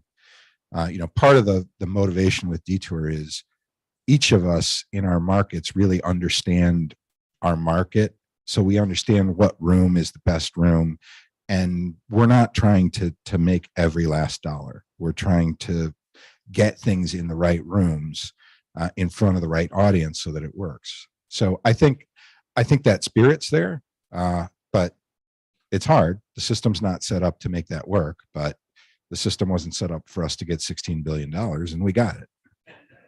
And there's traces of this in the nationwide DIY underground that, the hope is in the future, and with Gen Z and such, and even just in my playing and such, I've seen the shift in that, a more trading economy as opposed to a cash-based one. But thank you for the question. It was awesome. Thank you for all your questions, and thank you for coming out, and thank you, sir. Thank you. And we shall conclude. Thank you, Michael.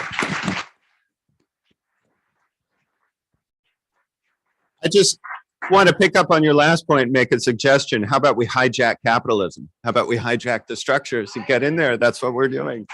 I want to thank everybody who participated in here to be able to go from the 19th century and see how people hustled back then, to move to now, to visions of the future, to local, to national, to global is really helpful. To me, it's helpful because it allows us to see that the structures we have aren't logical structures.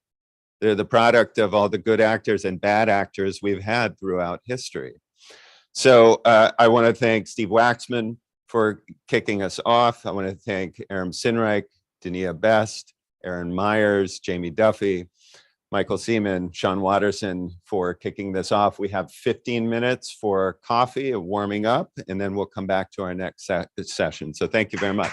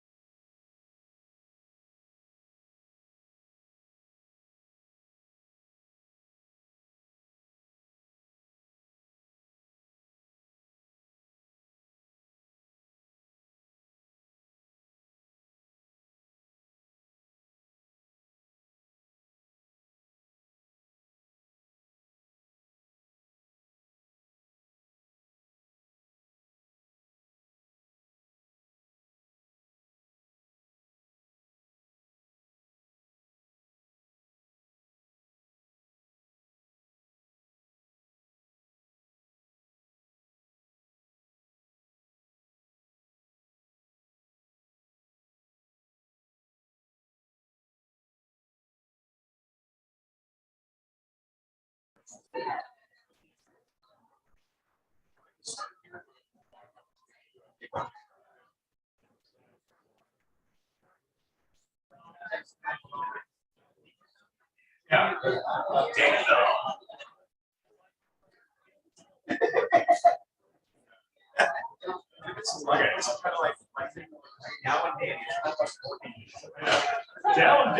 Morning.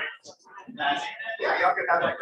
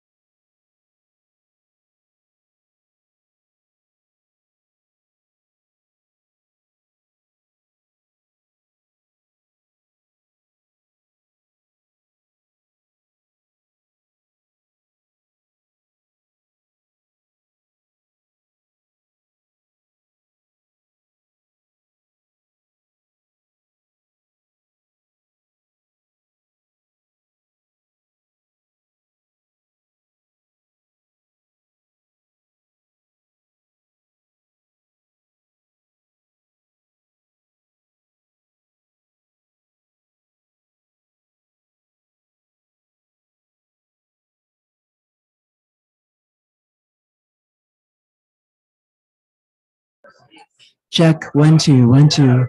All right, let's take our seats. I'm doing that thing that they do at the Grammys that I always think is ridiculous. We have a ton of people who spend their whole life on microphones and then they get up to get an award. I guess the Oscars too. And instead of doing the actual thing, they just get really close and blow out the mic. Just really, really quickly, I would like to mention that given the current state of Twitter, we have not really established a node on Twitter as social media for this conference. Feel free to post. We do have a little Instagram account that we started. So if you're on Instagram, Jim is taking some photos today and we're posting some of those. If you feel like referencing that, it's Music Ecosystem Forum. It's the only one there. Feel free to use that. Also feel free to jump in the Zoom. I know some people here started doing it, but if there's a book you want to reference, there's so much knowledge in this room. It's really cool to get that in the chat. We'll capture the chat and that will become reference too. So on that note, Michael, do you want, or I just hand it over. Go, Danny, go. This is the incredible Music Ecosystem members, Danny Grant and Dow Constantine. Everybody. Leon. It's actually really exciting for me to get some time to talk with you. I'm Danny, I'm a venue owner. I'm a long-term musicians advocate. I've been working in artist development and I've been working on economic development on behalf of my city and my state for a long time. And politicians like you are rock stars in my world. So it's really exciting to talk with you and to learn more about you. I know you've been, in your past, a part of the music world. You come with great music credentials, having been a disc jockey at KCMU. But not an actual rock star. But, like close, right? A radio personality. Anyway, but, and that's where, you kind of, in my mind, kind of struck a note with me as someone who really kind of understands where we're coming from. I mean, you met your wife, Shirley, doing that, and you've always been into music. Tell me about music in your life. And then more importantly, I want to hear about your playlist. Sure. Well, we could talk our whole 20 minutes just about music and why I care about it. But I, like probably almost everyone in this room, was raised with music. I grew up in an artist's household, but he's a visual artist, my father. But I studied music. I was schooled in jazz all through junior high and high school. And we had really intensive program. We all became pretty literate and pretty proficient, and some of those folks went on to be professional musicians. We had a pretty prominent classical composer who was in stage band with me. It was a good grounding, and I think it's one that was a good grounding for our entire community as well. That, you know, if we're talking about music ecosystems, that was part of what created the fertile soil, at least in our part of town, for a continuing a musical consciousness. In college, so I was in college in the early 1980s at the University of Washington. I wandered down one day to the college radio station and walked in. This was one of the scariest moments of my entire life, including when I announced I was running for county executive. I walked in and volunteered to work at the college radio station. And that was the beginning of a beautiful relationship in a couple of ways. One was they eventually took pity on me and gave me a shift at 2 a.m. To play whatever I wanted, including a lot of dead air. And then eventually so this is kind of in the post-punk days in Seattle and before the Seattle thing happened. And then I met my wife there. She was the music director and the coolest woman on campus. She had like the whole like giant Lydia Lunch hair thing going on. And I pursued her, and eventually we connected. And you know, today we have an 8-year-old who's learning the piano and bringing K-pop into our home, right. 24 hours a day. Good for her. She's right on the cutting edge. Yeah, and I mean, then you went on. Now you're a politician. King County is a huge county. It wasn't something that was on my top of mind. I know Seattle's a big city, but King County, you know, 2.5 million people, 13th largest populace in the country, you know, and I think having your leadership there has been really great. I mean, you've had huge growth, you've had diversity growth. That's really impressive. And I think having a politician who's actually an advocate is a really special thing. I talk to leaders all the time and waste a ton of time in the precious moments that I have trying to educate them on what it is I do, why it is it's important, that they listen to what I want to say, why they should go with my pitch. And it can be really frustrating. And I think you have this inherent understanding of the importance of the music ecosystem. And I wonder if you can share with us, like, I'm sure you run into this with your peers, yeah. You know?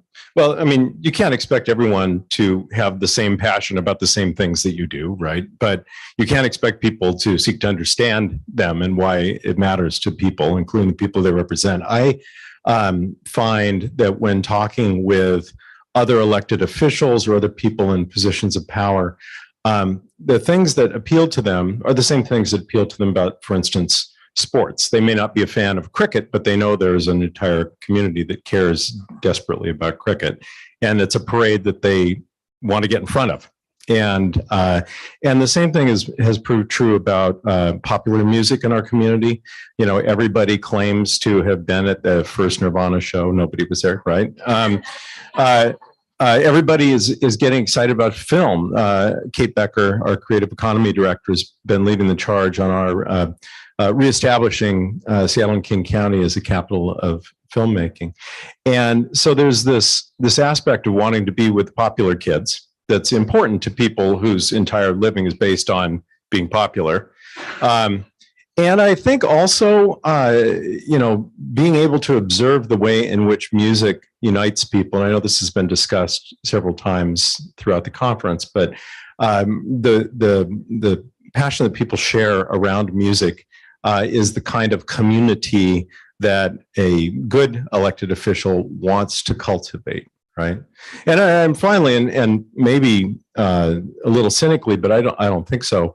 There are wanting to have individuals who care about music or film or art think well of you is important to people, whether it's a musician or a club owner or simply a big fan. If they see you as a champion helping make the thing they care about happen, that is something that a politician gets a lot of reward out of. And so bringing people to your venue, introducing people to a new genre that they're not familiar with, introducing people to something that they haven't been familiar with, but that they can understand matters to their constituents, I think is key to all of this. It is important to make the economic argument, and music and the arts generate tens of millions of dollars and tens of thousands of jobs in our community. But that's just the baseline. That's the justification. The thing that will resonate is the fact that the people they represent are passionate and they're going to be loved for helping make that happen. I mean, it's amazing to me that music and the arts are an optional, thing, whereas, so many other things are like firm and committed to. But why do you think it's optional? I mean, that's a problem with America, isn't it? We've always sort of devalued the humanities. And it's not the kind of thing you see in Europe or elsewhere where people really value music, art, culture as central. And I think it's something that we need to build. And we are trying in our community to build an expectation that the arts, that music is every bit as central and essential as the other things that we do. And we're trying to institutionalize this because Kate and I are not going to be around forever. Although the Vera Project, which Kate helped found, I hope we get a chance to talk about that, hopefully will be around forever, helping young people get engaged in music. But I do think that this is something in the American character that is a deep flaw, and we need to work to turn that. Yes, please. We were talking about venues and physical spaces, cultural anchors that are in our communities, and Music Policy Forum. We've been reflecting a lot on the pandemic, and of course we are, because we're coming out of it. Music Policy Forum was involved in starting REVS, Reopen Every Venue Safely. 18 cities across the country participated. It was an incredible experience. Seattle had one of the most active and effective REVS organizations that we saw. And I remember this really critical, pivotal moment when we were working on REVS, when Kate brought to our attention that King County, under your leadership, was the first to really put money into venue recovery. Can you tell me why? Yeah, well, so I was here when I got the call that we had the nation's first outbreak of this novel coronavirus in our community. And I got in the plane and flew back and was just, thinking about what do I have to do when we land? We had to announce it to the world, but we also had to immediately start working on making our transit system safe and making people in detention safe. And I thought about, if businesses aren't able to operate, certainly clubs are not going to be able to operate where people are in close confines. And I started thinking about what can we do to keep them afloat? Because I've been with the industry for a long time and I knew what a hard time folks had making ends meet even without this challenge. So we immediately moved to fund kind of the survival of venues for, I think, $750,000, Kate, was that right? And then we followed on after that when we started to receive the federal funding with an investment of, I think, 34.2 million. Thank you for that. I remember the number. 34.2 million in arts and culture to make sure that when we got to the other side of COVID, we still had the things that made life worth living in our community, right? I mean, you do a lot of support of the overall ecosystem, and that money was critical for the recovery. But you also do a lot of local support of specific organizations, and I think about the Vera Project, Totem Star, and even Bumbershoot as a festival. So Bumbershoot is our Labor Day It's Always Raining festival, and it's had some financial struggles as the models changed over the years, and we're working on getting it restarted. But the Vera Project and Totem Star, which is a newer organization run by a still, I think, young musician named Daniel Pak, who has been helping young people, thousands of young people, learn to play, to record, to do a lot of the same things that Kate envisioned at Vera Project as well. I think that those are essential to the health of our community. And I'm going to just preach something to the choir for a minute, which is every young person needs to have a real grounding in music. Kids need to learn music. They need to understand music. They need to be able to play music if they want to. And that should be every bit as fundamental to an education as reading, writing, and arithmetic, all of which are important. But my life was changed completely by the fact that I had magnificent musical education in the Seattle public schools from people who were deeply dedicated and helped us to learn and grow creatively. Yeah, I mean, the tangible benefits of music and the intangible benefits of music, just joy and social interaction and all this stuff are incredibly important and so difficult to support and defend. I think, speaking of preserving cultural spaces, I think that's definitely a nationwide issue that we're running into, but it's on your mind. You're thinking a lot about that. Well, and I want to talk about that in just a second. There's one more thing I want to add on about education. We ran a sales tax measure a couple of years ago, well, about 5 years ago, called Access for All. And it failed just barely because the one major newspaper opposed it. But that would have, in part, helped fund education for every music education and art education for every young person in the county, all 19 school districts. Getting musicians out to rural school districts, getting every kid acquainted with musical instruments, whether it's guitar or violin, making sure that everyone had that grounding and that it was brought up so that every single kid had a chance to participate in our cultural life. And I'm not going to rest until we come back and make that happen, because we as a community have the means and I think the will to make it possible for every young person to begin life with that cultural grounding. And then on venues, I mean, I'm really committed to this notion that like the physical world matters, right? That you got to have venues, you got to have rehearsal spaces, you got to have galleries, you got to have studios, you got to have housing where working artists and others in the arts can afford to live and live in community, live in proximity to one another so they can have this constant exchange of ideas. And so part of our work in the city of Seattle, which is our biggest city in King County, is starting in on buying venues that have been threatened because our real estate market is berserk. It is neither good nor evil. It just is what it is, but it is not, it has no consideration for historic venues or affordable housing or any of the other stuff you need to have a vibrant arts community.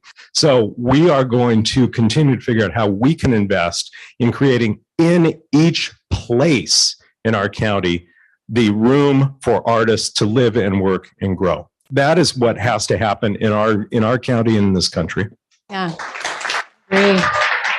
Was it in Seattle where the buildings had advertisements on it that said, on the venue spaces when they were closed, that said this could be a real estate development, lofts, and it was an incredible ad campaign that I think was very effective. And trying to maintain the arts and culture in a community that's growing. I mean, people are coming, it's becoming more popular, the gentrification process happens. How do you provide? Yeah, and there are maybe places that can survive this. We're not one of them. A very limited geography. If a place is torn down and converted, it's just gone, and its soul, a lot of its soul is gone with it, and we can't have that. No. Moving on a little bit, I know you've done some really great initiatives, and the Orca Lift is one I think that Colorado's very jealous. It's incredible, and you can tell me a little bit about it. But 400,000 riders on this new transportation system that I think probably provides so much more access to preserve the cultural space. Now, how do you get there? so there's different levels of this, but we're really trying to knit together the entire sort of 3-county metropolitan region with a high capacity rail system. So I pushed through a $54 billion light rail investment. But then on top of that is the bus system that, connects the whole thing together, and all of these dozens of little communities where this creativity happens. And one of the things we've done, Orca Lift is a project where we are offering low and no fare for those who are of lower incomes. And we're trying to make sure that transportation is not a barrier for anyone, but rather transportation is the thing that's opening more opportunity in more places for more people. And we're making a lot of progress on that. But, these things are not easy to make happen. They require a lot of heavy lifting and persistence by a lot of people over a long time.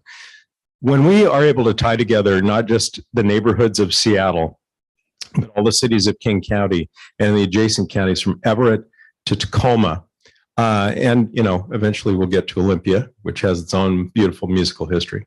We're going to dramatically expand the canvas on which people can paint, dramatically expand the opportunities for people to live and work and perform music. Amazing. Yeah. Access. I don't know. I think I heard there might be some interesting news that you might be able to share with us. Yeah. So coming out of King County.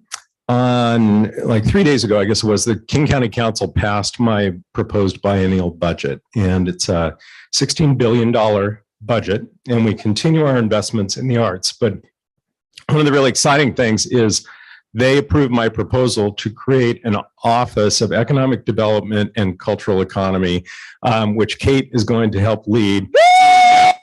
Office.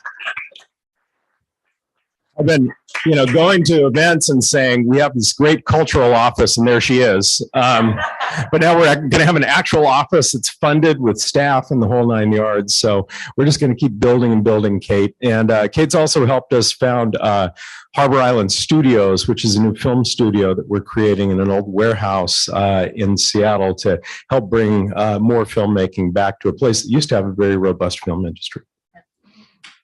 I have one other question.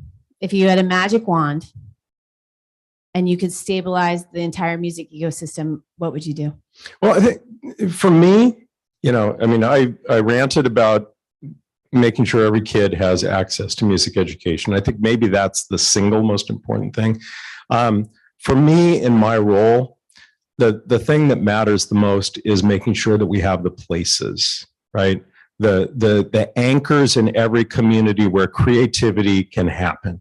And we can't survive without that. In my neighborhood, we're lucky to have an actual record store called Easy Street.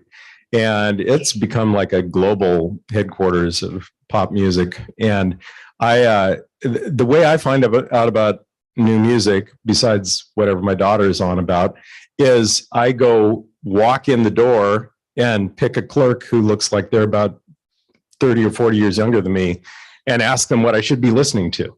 And they're able to tell me and like pick it for me. And I buy it physical media. And we need that kind of, exchange, whether it's the radio station or the record store. Those things still have a place, or the venue where new ideas are introduced to folks. I think that the physical places still matter a lot. Wait, what is on your playlist? Give me a couple. So I've been listening to a Seattle band called King Youngblood, and they're kind of like last year. They're an interesting example of what's going on in our community and probably elsewhere, where there's a whole bunch of like guitar-centered music happening again, but it's not like four white guys anymore. It looks a lot more like our actual community. And there's a guy named Aaron Jones who's really successful and doing work that is rock and hip hop and all sorts of interesting work coming out of our community. Right now, today on the plane, or yesterday on the plane, I was actually listening to Empty Glass by Pete Townsend, because that's just what I needed to listen to yesterday. And as I say, almost everything in our house is BTS right now. Right. BTS with a little Lizzo. Need a little reprieve. Yeah. Thank you so much. I mean, your leadership is setting an example across the country. And it's templates like that that help all of us try and encourage, our leadership to do the right thing. So thank you. We appreciate it. I'm so grateful. And thanks to all of you. Michael actually has a mic out there. If anybody has questions, do you want to open up to any questions? Michael's looking at me schedule.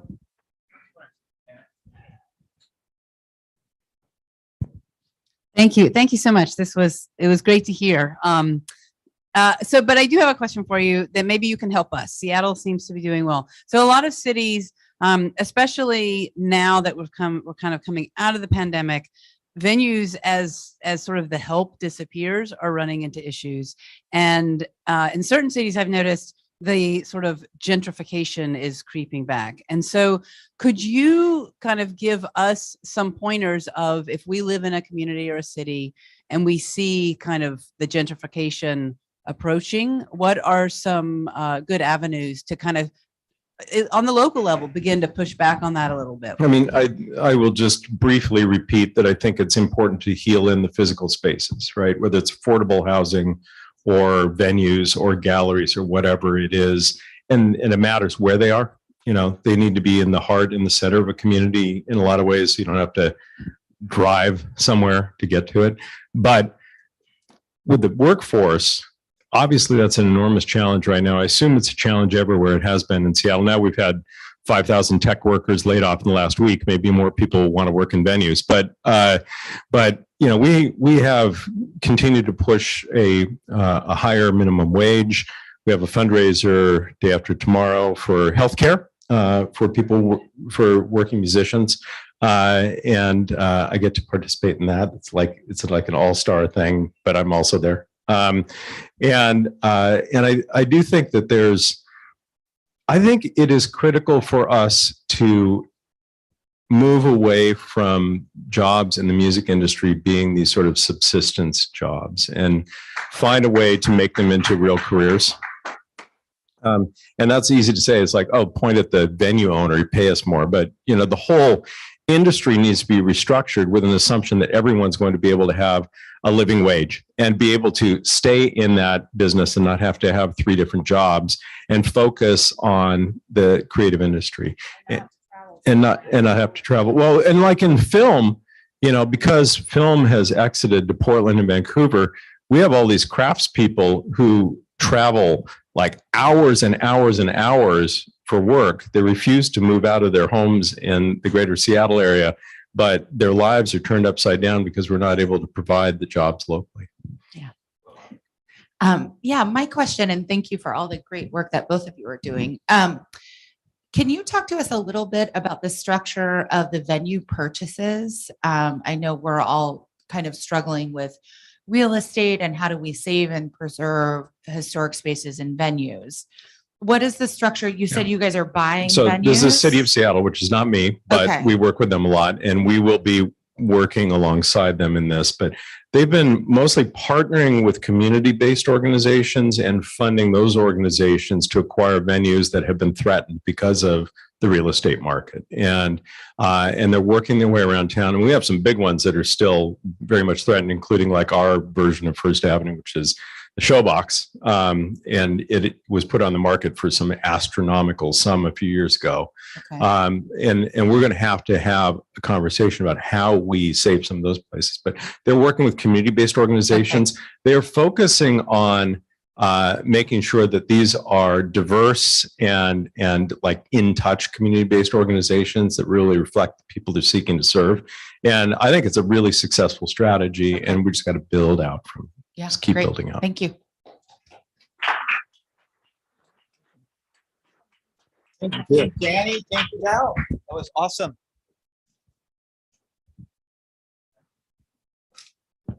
We're going to keep on rolling because our day is overstuffed with programming. For those who haven't had a chance to meet yet, I'm Michael Bracey with the Music Policy Forum. We're so honored and appreciative to have you here in the room and have the people watching remotely. It's really wonderful to offer a hybrid program. And to kind of celebrate the idea of holding a hybrid program, we decided to kind of lean into something that we started doing during pandemic. when we were forced to go to remote and go to kind of virtual spaces, we started a weekly conversation program called Music Policy Forum Live, where we basically spend an hour every Friday meeting in Zoom, just having conversations and interviewing people about what's happening in their space as we're navigating these difficult times together. Keaton, get up here. So today we are very excited to offer the one and only edition of Music Policy Forum Live in a room with a live audience, and also again for the folks who are watching all around the world. So it's fun to be here. Hey, Keaton. How are you? I'm great. How are you? I'm doing fantastic. We have to do this quickly because I have to get to the Ticketmaster pre-sale real fast. Fine. I can do that. No, Ticketmaster got canceled. The pre-sale's not happening. The Swifties are mad. Are you following? I'm following. Dana, come on up. So we're going to do, come on, Dana, come on up. We're going to follow the format that we did in our MPF Live programs, which are just short conversations with people that are doing amazing things across the sort of representative segments of the ecosystem that we all work in. And so we're going to have 5 short conversations with some of the smartest people in the space doing some of the best work. And I get to start it with Dana Frank. Dana, welcome. Thank you for coming. Thanks for having me. I was just saying this is a little different from my normal work environment. I don't see any stickers anywhere. There's no sound check going on, but it's gorgeous. Yeah, I mean, we talk about the future of music in the Copley Formal Lounge. I mean, it's a little cognitive dissonance. So Dana, I think everyone in this room knows, everybody watching knows a lot of the accomplishments that Dana and many others have been involved with. I think, just First Avenue. I think just doing the work in the Twin Cities has been remarkable. And then it's gone to this other chapter around National Independent Venue Association and the advocacy work. And again, as someone who's been involved in music advocacy for a long time, we all were so excited to be part of this collective effort, and also kind of had our jaws dropped as we just saw this thing come together. And so I just want to start thinking about, as we reflect on Save Our Stages and the Shutter Venue Operator Grant, and the idea again that $16.25 billion is more money in one bill than the combined 50-year history of the NEH and NEA together. What do we take from that in terms of future advocacy efforts? What are some of the things that worked that we can scale and sort of move in the future, do you think? Yeah, it was interesting. So when we came, when NEVA was founded in 2020, we had absolutely no lobbying experience, right? We had no association, no footprint. And so the first thing is, I called around to some of the major promoters I knew and been like, do you have a DC lobbyist? And no one had anyone. And so that was kind of like the first eye-opening moment of oh my God, we are totally unrepresented here. So we very quickly, without any money or resources, we're let's just hire a lobbyist and then we'll find the money somewhere. And luckily we did, because lobbyists are not cheap. That was my second lesson. But we really positioned ourselves as small business owners and local community members. We never once really talked about the arts or culture. We really, worked our NEVA structure to be more like the National Restaurant Association or the broadcasters, these associations there's a central organizer, but really individually our members advocated on a local level how they best, how they felt it was best to do so.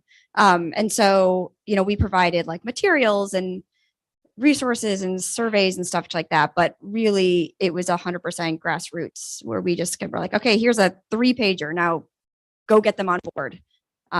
And that's how, and we were, that's kind of how we operated. And a lot of we call them the precinct captain system. I think you maybe were the first one that used that term. Okay. I don't think so, but I'll take it. I was looking back over my notes. Yeah. It's precincts. Oh yeah. And so we had Howie in New Orleans and Sean in Ohio. And it was pretty much we found the collection of venue owners, promoters, music industry that were also political geeks. And we gathered everybody and we jumped on Zooms 3 times a week and just went to work. And I think one of the things that was so important that we can all take away is that you tabled your personal politics at the door, right? Could you speak to the importance of staying out of partisan politics when you're trying to move an effort like this? Yeah. It's that was probably the first lesson, because when we started, I think Mitch McConnell was the majority leader, right? And so that was part of, the thought behind just 100% bipartisan issue. And, as somebody on our team said, like, this is not a red issue. This is not a blue issue. This is a green issue. We are going to be shut down if we don't get the funds necessary to reopen. And so, like I said, every individual member could lobby or could talk to their own politician however they best saw fit. But as a national organization, we are bipartisan and we don't, take political stances that might be considered controversial. Nice. Now, where's Neva going next? Just quickly, I know it's a longer conversation, but in terms of policy agenda, in terms of sort of the priorities of the organization? Yeah, we have a few priorities. The number one being ticketing in the secondary market, which obviously was thrown into focus this week. And it's been a little bit of a scramble. So if you see me like rushing out on my phone, there's, that seems to be all anyone can talk about this week. But, the secondary market is like a $10 billion industry, and all of that gets drained out of our ecosystem and just out of the pockets of anyone who is at risk for the show and has any responsibility for the show happening. So that we see as a major issue that affects not just the Taylor Swifts and the arena acts, but like all the way down. Because if somebody pays $1,000 for a Taylor Swift on the secondary, how many shows could they have gone to see at their local venue? So that we see is just a drain on everything we love and care about. And then obviously supporting like the Recording Academy for the HITS Act. And I think Americans for the Arts has like the Peace Act and doing what we can. We, like I said, we like to see ourselves as kind of like the NAB or the Restaurant Association for like music and culture. Like we have members in every single congressional district. We are those like local watering holes, the community centers. We have the email lists. And so are just trying to drive maybe one or two of our own initiatives, but really support as best we can. It's awesome. And again, I want to reiterate, you got sucked into things you probably never had ambition or interest in being sucked into, and have been doing, you and everybody's been doing tremendous service collectively on this. Let's talk a little bit about Minneapolis real quick, right? I mean, because ultimately you are steward of one of the most important and famous venues and others. I see Dalen here in the audience, who shared an amazing photograph of her, at the wall, at the club. What's going on in Minneapolis? What should we be looking out for? What's the next kind of 18 months look like for the scene? Music wise, Yeah. city wise, it's getting really cold right now. I don't know why. I didn't even bring a jacket. I was like, oh, it's not Minneapolis. It's going to be warm. That was not the case, but it's even colder in Minneapolis. The city is on a very slow recovery from George Floyd and from the events of 2020. Certainly, we have 6 venues located in downtown Minneapolis, downtown St. Paul, and one in Midway, which is like in between. Our venue, the Turf Club in Midway, was like almost completely destroyed in the riot. So we spent like a year and a half building that back up. And I think the city as a whole is just, on a very slow, both like physical and emotional recovery. And so again, as community, consider ourselves a community business, and community leaders want to be there to support and provide those experiences that like make life really worth living. The amount of times I see, I'm lucky enough to be at the club 5 nights a week, and you get to see like the joy on people's face when they get to escape some of like the burden of their everyday life and just get transported into this world of like pure joy and music and love. And that's, I think, why we do what we do. Dana, thank you for joining. Thanks for having me. Yes.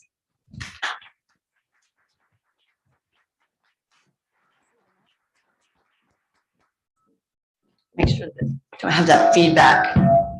There's something we can do about that. This is not my field. I would say the banter. I don't really need a mic if everyone can hear me. No, we Oh, we have to? Okay. I just want to say there's a really All nice right, is banter that here, better? and maybe there's like a future podcast happening between you two.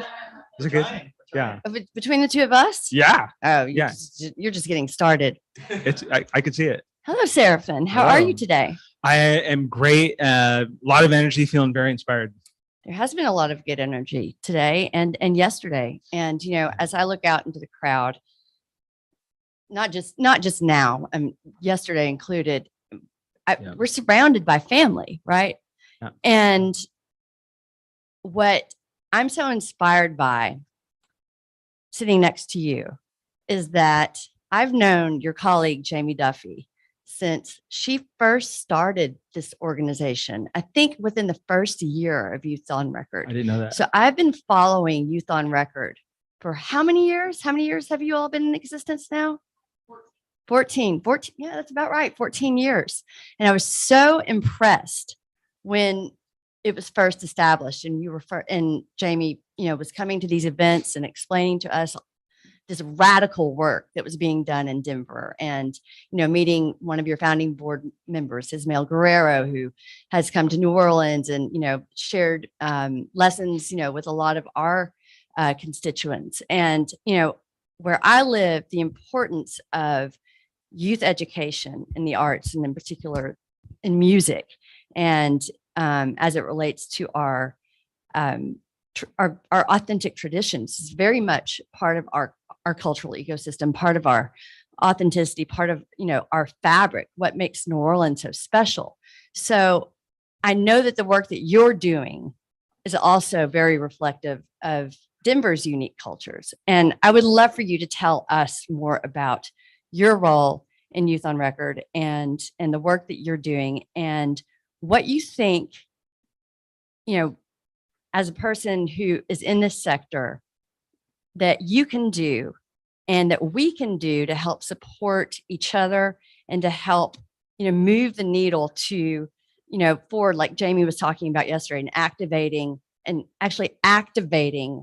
implementing changes that have positive impact on our cultural ecosystems. Yeah. I know that was a loaded question. So you can just talk about whatever you want. Okay, cool. Well, thank you for having me up. I mean, should've honestly, said like that. you could just like swap me out with anyone here in the audience. You could probably have an equally interesting conversation. So I appreciate the opportunity to sit here with you and talk with everyone. Yeah, so I would say like the biggest opportunity is to create organizations and fund organizations that employ musicians and employ them like salary benefits, and employ the whole musician, because at Youth on Record, there's a lot of generations of musicians. So we have students that come in as participants of the program and that now turn into teachers and then turn into leaders in the organization.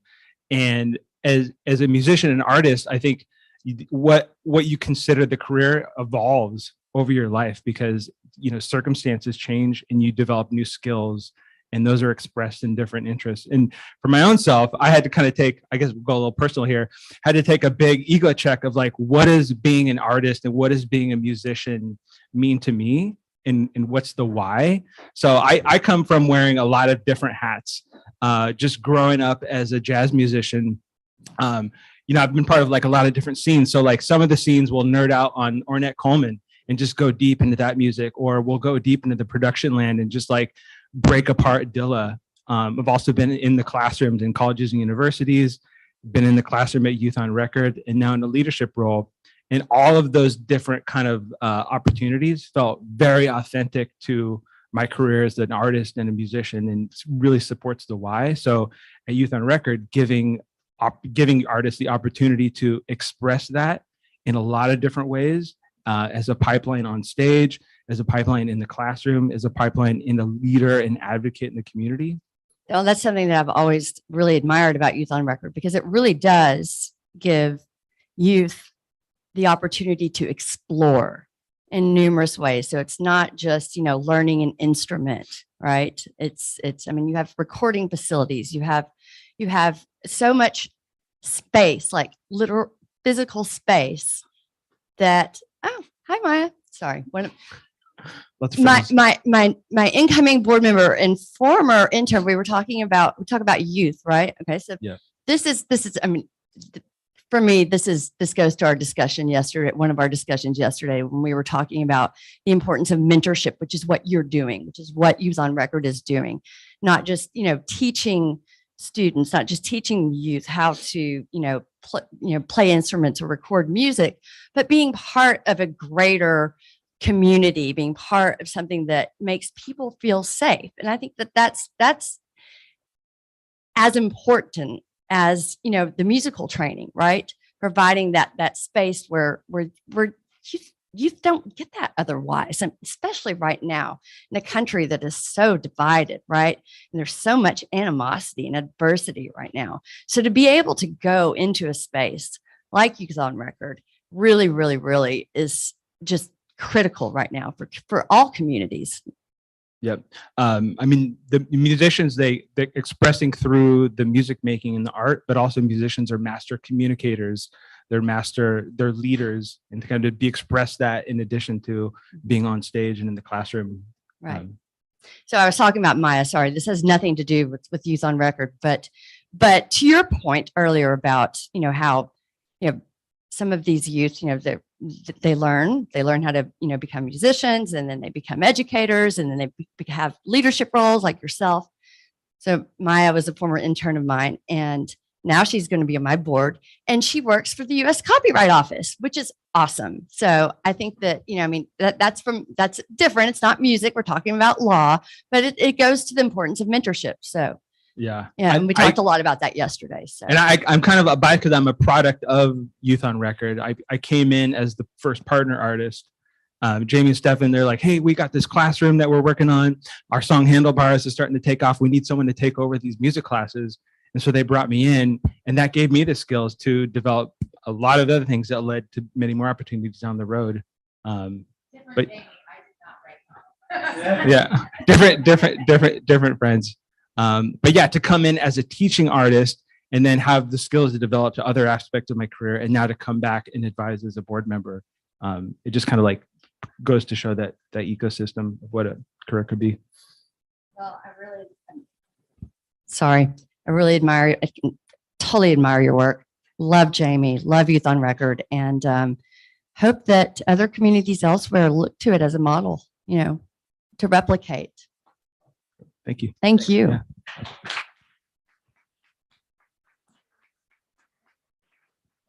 Perfect. Hey, Don Pitts. Thank you. I thought we had was it social distance? No. No. Hello, my friend. We can't get too close, so we feedback. Scoot, we're feeding back. Feel like one of those very hot mic. Hello. I can talk to it down here. Like it's a Steve Martin skit. Hello. Good. Hey, Don Pitts. Hey, how's it going? Good. So we've been thinking a lot about the last time we gathered in person, which was November 2019. And we thought we had collectively thought we had a lot of stuff figured out, and we were going to go change the world. And it's been a long couple of years.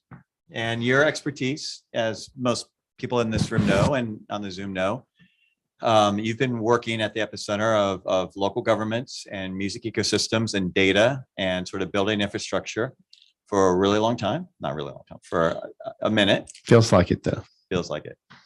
It's 2014 when we started. So when you're kind of reflecting back on the last couple of years and thinking that we're moving into this next new stage, which is very uncertain, but I think we maybe share a similar sense of optimism leaving this town November this year that we did November of 2019. I hope we do. Yes.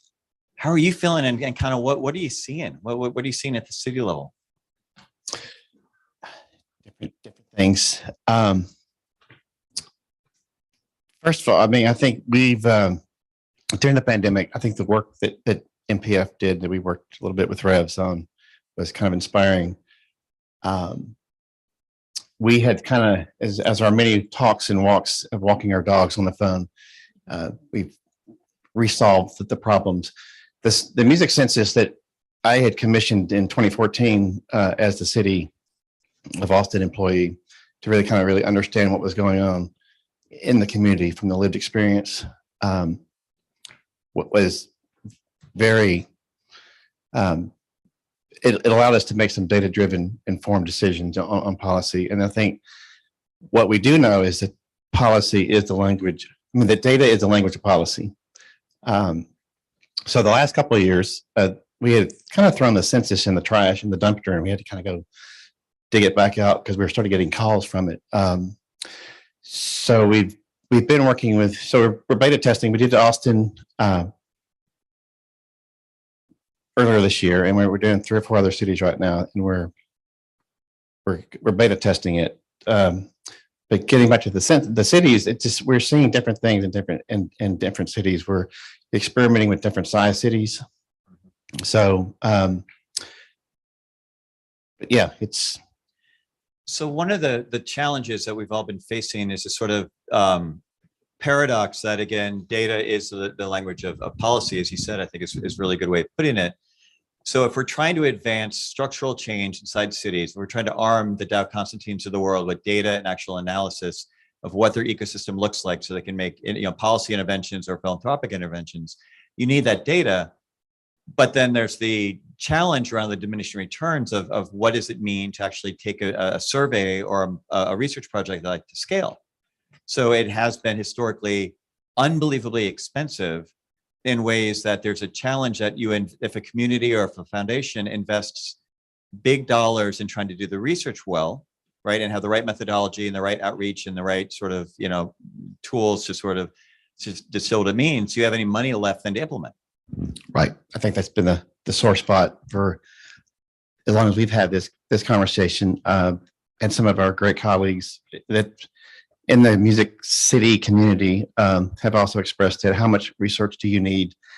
And if you start researching the research, whatever, our goal is, and what we're beta testing now is to be able to implement this for 15,000 or less in cities, and have a price structure. But one of the things that you and I talked about in the last several years is that we're talking about equity and we're reimagining our music scenes and our music communities, but we also need to reimagine how we do this work. And I think that's what's been some of the themes and some of the great conversations we've had yesterday and today was not only do we need to reimagine the music scenes and music communities, but how do we, as this community of folks that are practitioners, how do we do it? And how do we do it equitable? And I think the cost, to your point, is it's always been frustrating that you spend, cities shouldn't pay 6 figures to do a research on their ecosystem. It's can I say asinine? But it is. And so I think that's why I'm optimistic about next year, 2023. So let's just, think 5 years out, 10 years out. What does success look like around this notion of democratizing data collection and kind of collaborative, data projects from your standpoint? I think within 4 or 5 years, it should be even more democratized. I think if there's a transition on what I want to do in 4 or 5 years is really be kind of done so I can spend time on my tractor more. But no, I think there's a transition to really let it be owned by the community.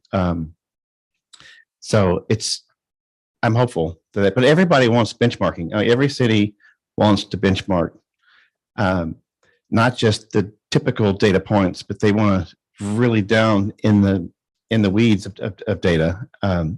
We've added an equity piece to the survey that's really been interesting in the communities. I know in Austin, where we're more familiar with it, there's a lot of mythbusters on both sides of what the community. But we do know that we used to say for years that it means different things to different people, and oh boy, that couldn't be any truer. So good. And then what's your next 6 months like? What's kind of right in front of you? We getting ready to release the Austin data, and we're Chattanooga. I have to say, shout out to Chattanooga really needs to do a clinic on community outreach. We're doing about 3 more cities of the census. We're about 2 cities shy of what I want to beta test until we roll out. So we're hoping to roll out by March of 2023 the more affordable, equitable packages of music ecosystem studies. Awesome. Well, Don, as always, we appreciate your work and your leadership and your role in our community. It's very valued. Thank you. Thanks, guys.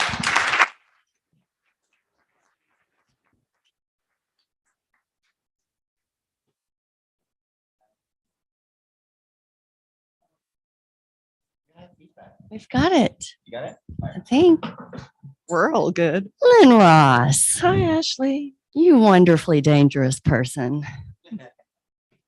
How are you I'm today? good, thanks. How are you? I'm very well, thank you. It's cold in here. It's quite cold, but you've got the long puffy jacket. I So do. I'm yeah. from Canada, so Yeah, yeah. Well, we all get one. yes, Lynn is from Canada. How are there any other folks from Canada in here representing the north part of Good. North America? So all right, you know, you have to step it up because you're representing a whole. Yeah, not Quebec. Yeah. Okay. All right. You got this. So I've known Lynn for a very long time, much like many of you in the room. And I've, followed you, obviously. I'm not stalking you. I've followed you throughout the last 15 or so years and your work. And when I first met you, you were a cultural planner for the city of Vancouver. Yep. And that's relevant to what Dawn was just talking about, because I know that you all and you oversaw a study and a strategy that was developed for the music economy in Vancouver, and have since transitioned your role to being the head honcho. I left of the city. Yeah, she left the city. She happily left. Happily. As the executive director of the Performance Arts Lodges, PAL in Yep, PAL for Vancouver. short, yeah. PAL for short. Yes, yes.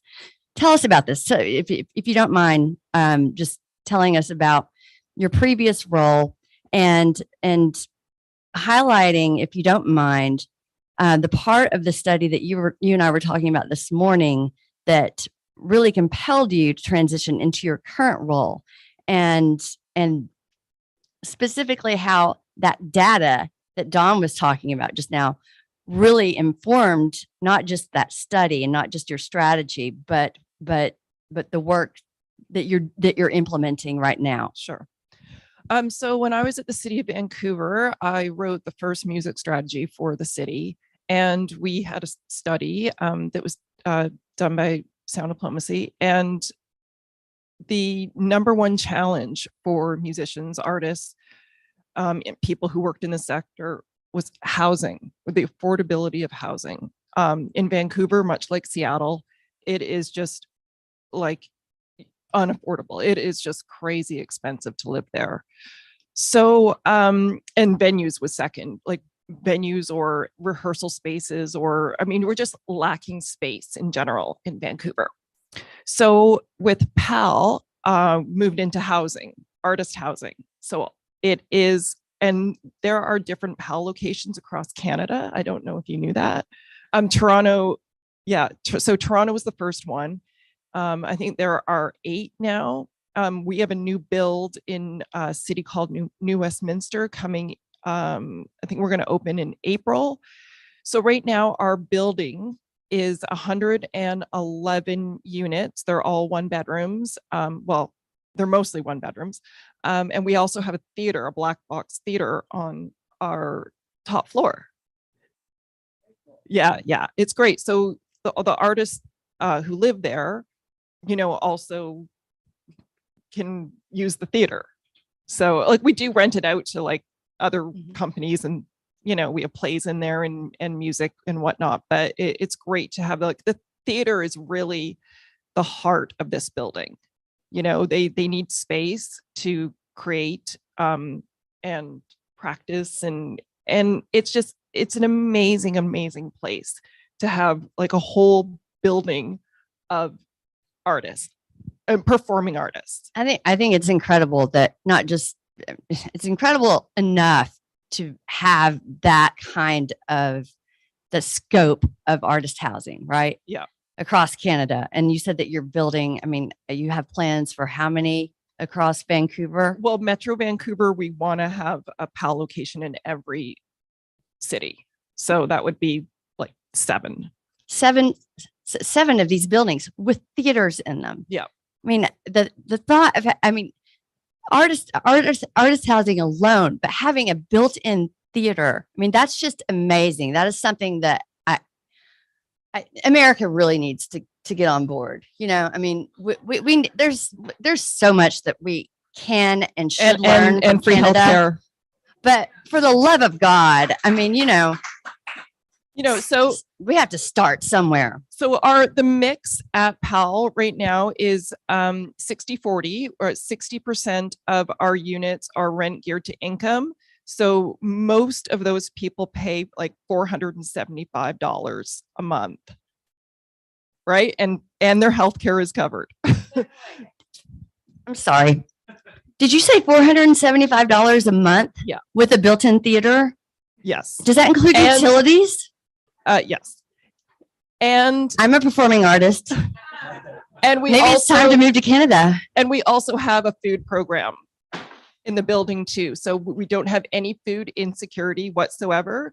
The Greater Vancouver Food Bank, we get about $50,000 a year in food from them. Does this come with like a flying car? I mean, it's almost unbelievable, right?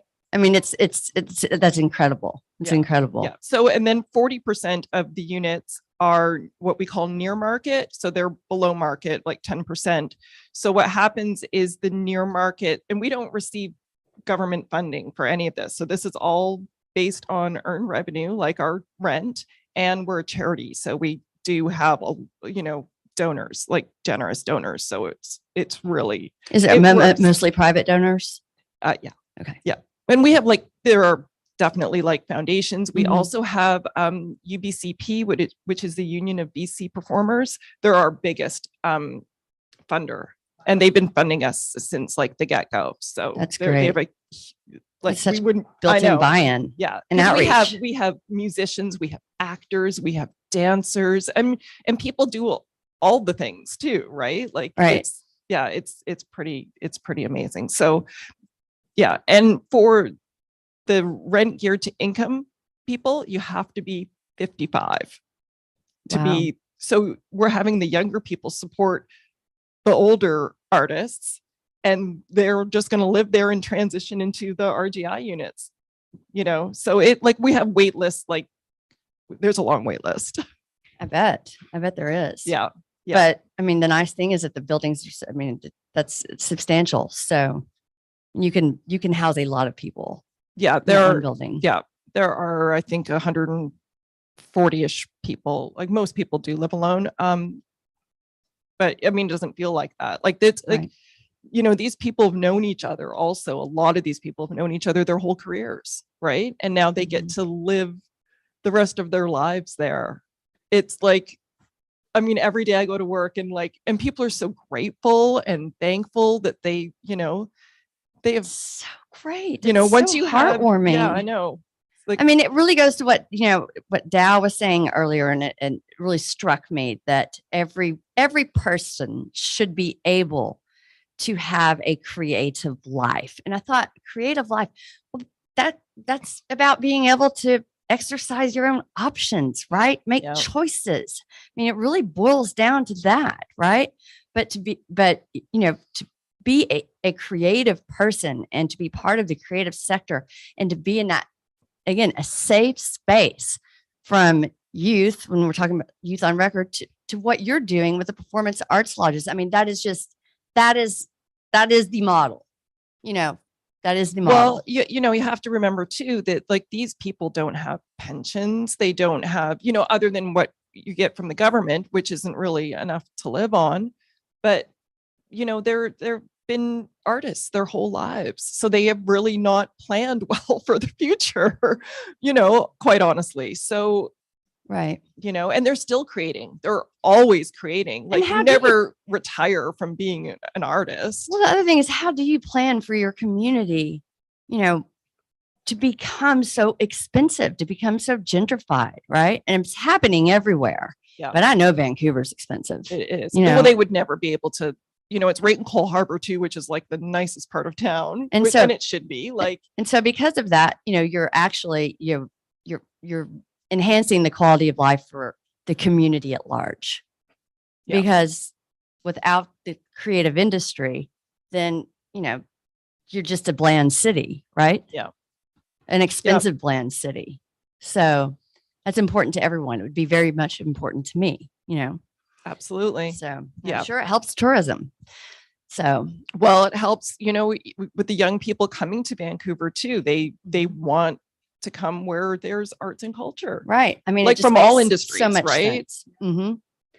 Well, thank you so much. Thank you. Is there anything else that you would like to say? Thank you, Michael Bracy, for bringing us all together. Thank you.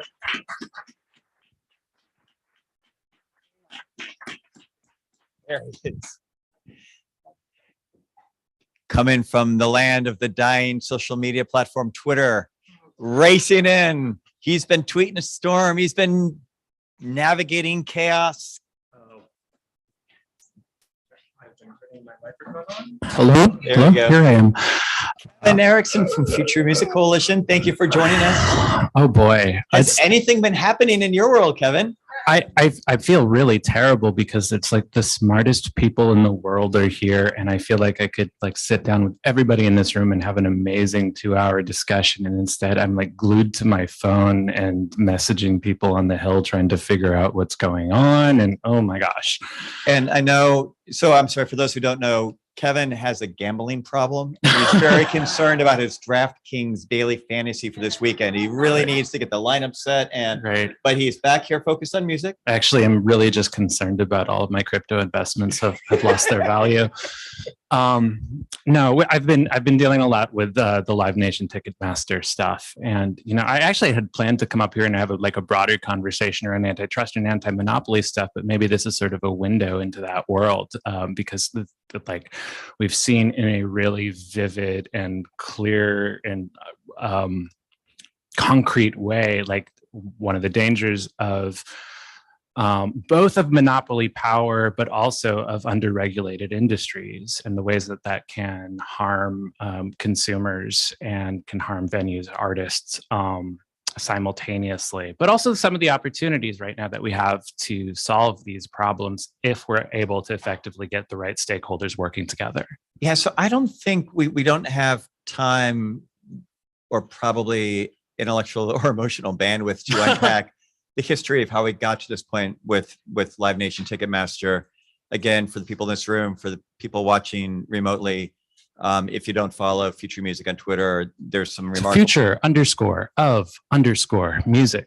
There's some great conversations and threads both that Kevin has written and also has been amplifying some great things. So definitely check that stuff out. I want to focus in our short time today on the political dynamics and the policy dynamics in terms of what the Biden administration is trying to do to reopen and sort of re-engage antitrust and anti-monopoly policies, and how we as a community can be tapped into those and supporting those and engaging in what could be trying to engage with and reverse 50 years of really bad policymaking. Yeah, so for a long time, the regulators were really sitting on their hands. A government's supposed to protect working people, government's supposed to protect consumers, and they had the tools. The tools have existed for a long time, and they just have not been using them. Part of the reason for that was because of a prevailing interpretation of the law and of what regulators' role was supposed to be, was centered around what people call the consumer welfare standard. And in practice, it ended up being narrowly fixated on the problem, on looking at consumer-facing price as the sole arbiter of whether there's like a competition policy problem. And meanwhile, in the music industry, we've seen ownership consolidation in almost part of every vertical of the industries. So in labels, publishing, but also ticketing, live venues, broadcast, every related adjacent industry, broadcasting, print media, online media, and it's very difficult to find examples of moments where this level of consolidation has actually worked out to the benefit of either artists or fans. And so what's happening now is, because there has been like this growing intellectual movement, which is also an activist movement that's bringing working people into antitrust, that's bringing small business into antitrust and centering those voices and getting the regulators comfortable with picking up those tools again, using all the levers that they have within government to create a more level playing field, create healthier competitive dynamics and create some clear, bright line rules of the road for industries. So consumers feel protected, but workers also feel protected. Small businesses feel like they've got a shot. And so with new leadership at the Department of Justice and new leadership at the Federal Trade Commission and some good leadership as well at the Federal Communications Commission, if we can get a fifth commissioner in there, we're waiting for the confirmation of our friend Gigi. But we have some real opportunities to steer things in a much, much healthier direction to finally restore some to start using the tools that have just been ignored for so long. So what does that look like on a sort of a practical level for people who are following these debates and, you know, are eager to try to engage them? What are sort of the mechanisms that music advocates or even local policymakers have to try to, you know, sort of figure out what the FTC or these other agencies are doing? Well, so I'll give you one concrete example because the Biden administration, I think, was tweeting about it this morning.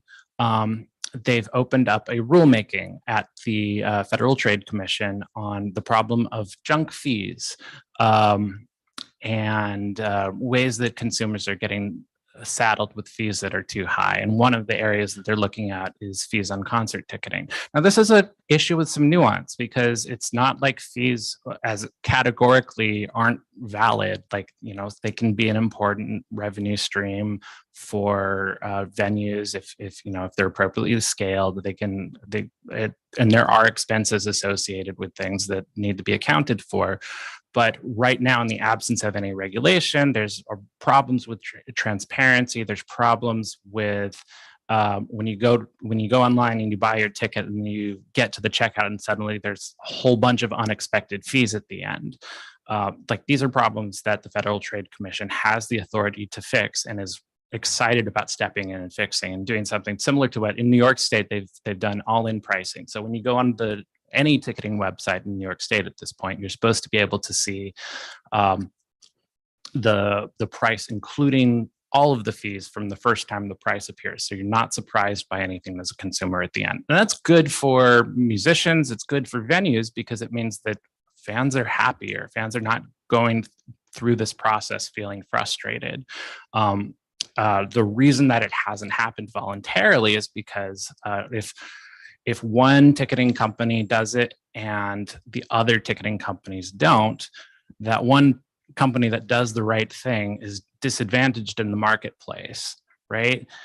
So that's a great example of why it benefits industries to have some clear, sensible comments, regulations, some clear rules of the road from the outset. So everybody's playing by the same rules. I want to switch gears a little bit. And I should say too, like, you have the opportunity to weigh in on this. And I would love to see folks, whatever your perspective is, weighing. You can go to ftc.gov and find the rulemaking, and I'll probably tweet it out later today, but weigh in. And like, it's good to have diverse perspectives. So they ask a lot of really good detailed questions about what disclosure should look like, how fees should be structured, and whatever your perspective, it would be great to have people from this community weighing in. And I think that's so important. I think sometimes if we haven't done this work, it may not be readily obvious to us that regulatory agencies like the Federal Trade Commission and the Federal Communications Commission, they by law have processes that they follow to make rules and regulations, and that involves getting data collection from stakeholders. So they will put out questions and they'll say, what do you think about XYZ?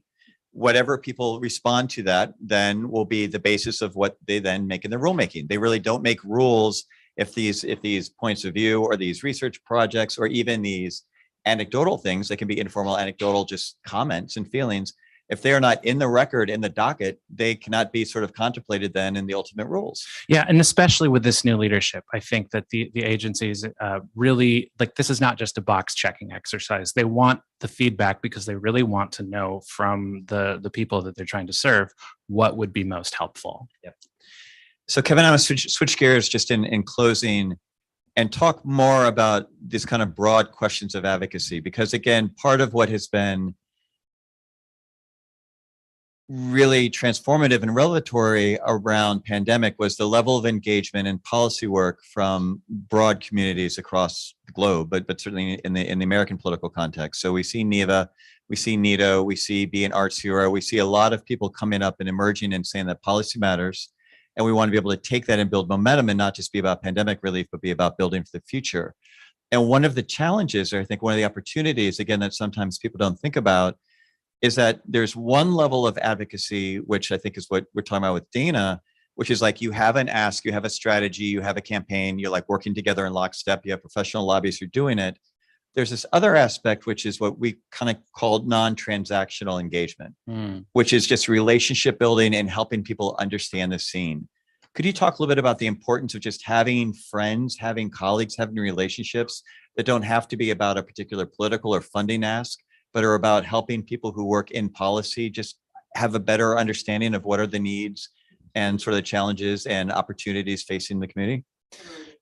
Yeah.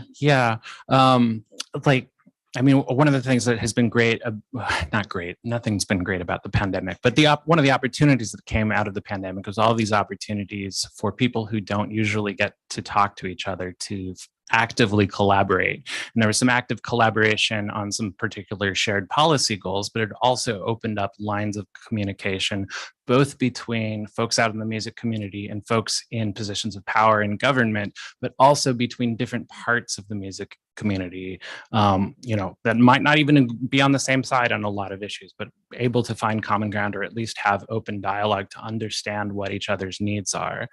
And having access, one way that stupid laws happen, bad decisions are made is because there aren't open lines of communication to know who to call to check. Is this a good idea or not? Or what's your take on this language? Or is there something that we're missing here? Or who else should we be talking to about this? And so often and a lot of my job ends up being the connective tissue. Like, okay, I'm not the expert on this arcane broadcast policy issue, but I can talk to my folks in community radio who are, and I can connect them to whatever lawmaker is talking about those issues. I can, and I think that's something that we can all practice doing too, is the more that we build these connections and the more that we try to create a spirit of openness in policy discourse and an open collaboration, the better, the more informal infrastructure that we have to make it possible to connect the right people. The challenge, of course, is that infrastructure itself takes investment. And that's going to be maybe like the next organizing challenge for this community is like figuring out ways to create an infrastructure that sustains that ongoing connection past the pandemic, past the time when we all have a bunch of time on our hands because everything's shut down. No, thank you, Kevin. I thought you said that really well. And part of the sort of the day one lesson of being an advocate, and again, people in this room know this, people in the Zoom watching this, by definition, elected officials are going to disappoint you. Like it's going to happen again and again and again, but there's still going to be the people in power, and there's still going to be people that you have to engage with if you're trying to advance your agenda. So it's really important to just play the long game, to try not to, let the water get off, just keep it going, just keep rolling, keep that work going, and just keep, like you said, those lines of communication open. Kevin, thank you for joining us. Thank you so much for having me. Thank you. Ashley, this is fun. So we're gonna have lunch here in the room. Ben's gonna talk about it. One thing we're going to talk about lunch for the people in the Zoom are like, what are they having for lunch? One thing I want to talk about briefly before we break. We did something at Music Policy Forum as part of this year's events that we hadn't done before, which was really fun. We invited people come to town to participate in our efforts in our events to participate in crafting a series of essays, personal essays, around the theme of don't rebuild, but reimagine. What does it mean to take this moment of pause, the 3 years since we've last been in DC, to fundamentally rethink how do we engage with the music communities? What do these things look like? And as a result, we've actually published, thank you, Claire Krasinnan, for her amazing help kind of getting this all up and going. We are formally publishing today our first ebook, a collection of, I think, 15 essays from many of the people who are speaking today. People have been a big part of our community, just reflections around these themes. So again, we're really proud to be publishing that on the web. It'll be readily available, I think, right now. Folks on Zoom, hopefully can go check it out. We'll put the link in the chat. And thanks to everybody who really spent time to kind of think on those themes, reflect, and write some really great work. So thank you for that. Thank you. All right. A few words. Timing at 1 o'clock, we will have our artist keynote with Santi White, aka Santi Gold, and she'll be in dialogue with Rebecca Gates. So we're going to eat and then we're going to come back here. I also want to say, please bear with us. The universities were hit by COVID as well. I know it's cold. I know we got coffee late. We have great resignation has hit us here. Our infrastructure is crumbling. That's for a separate conference, but just thank you for bearing with us with all this stuff. Please enjoy lunch. Thank you, Don Pitts, for generously donating for lunch. Oh, forks are coming. Forks are coming. Great fork.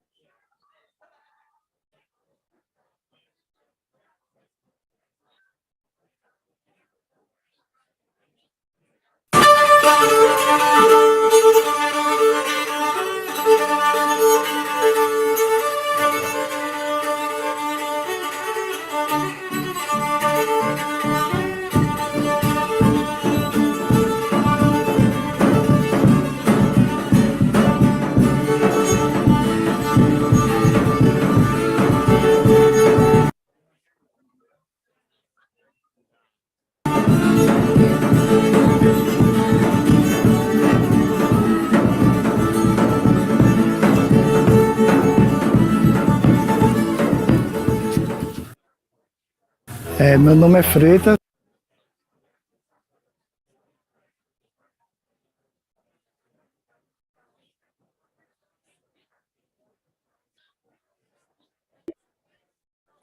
Eu sou luthier e educador aqui no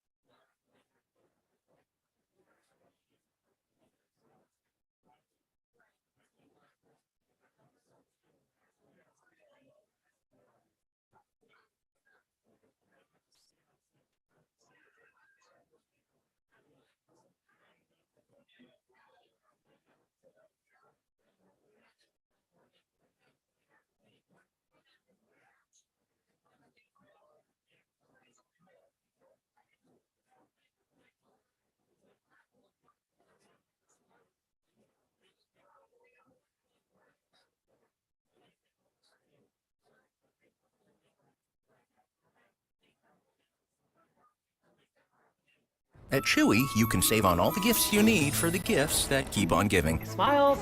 Because while they'll never understand this whole situation, they definitely get this. Thank goodness. Great prices, happy pets. Chewy.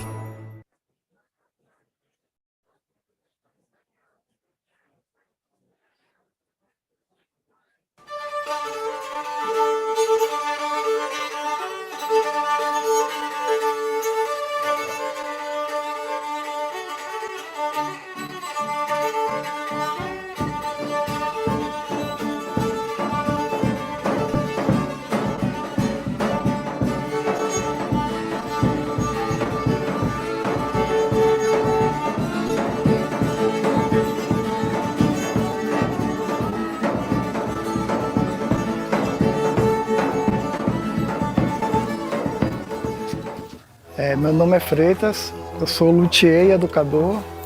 Aqui no Horto é uma escola, funciona uma escola, onde eu desenvolvo trabalho de educação musical, esportes, e onde eu faço a parte de luteria popular. Isso aqui é uma rabeca, feita de papelão, que como aqui é uma escola para crianças, a ideia é facilitar o processo de construção. Então isso aqui são para crianças fazerem esse instrumento, as crianças da escola. Então esse aqui é o corpo do instrumento, que é feito de papelão. Dentro dele vem a barra harmônica, que é feita de pau d'arco. Pau d'arco é uma madeira bastante comum aqui na região. usada para construção. A da arco, ela fica por dentro dos instrumentos, é o que sustenta o instrumento.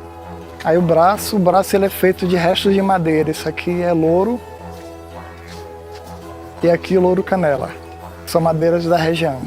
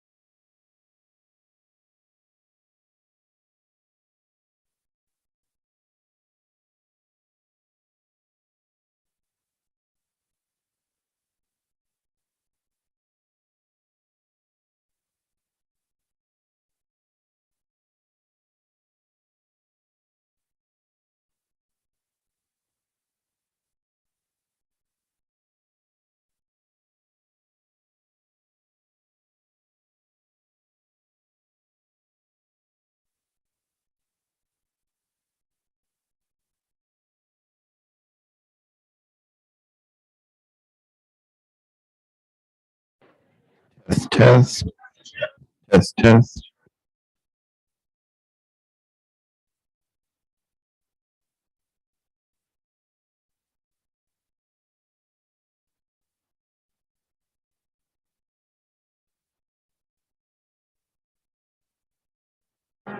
Test, test, test, test, test.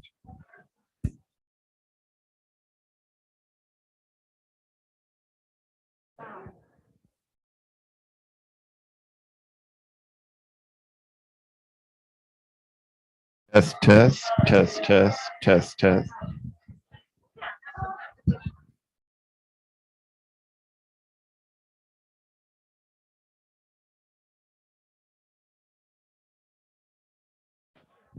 Test, test, test, test, test, test, test, test.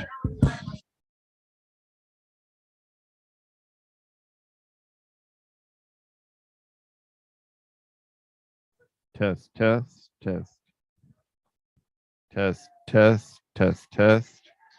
Test, test, test, test.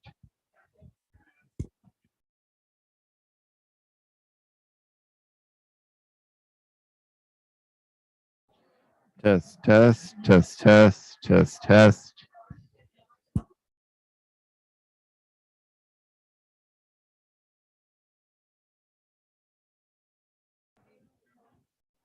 Test, test, test, test, test, test. Test, test, test, test.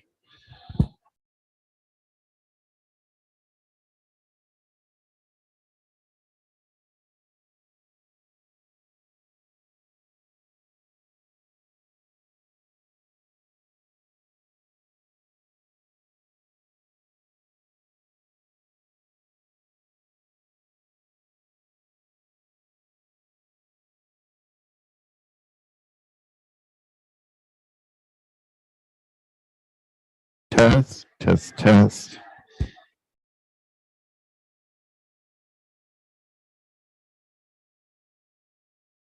Test, test.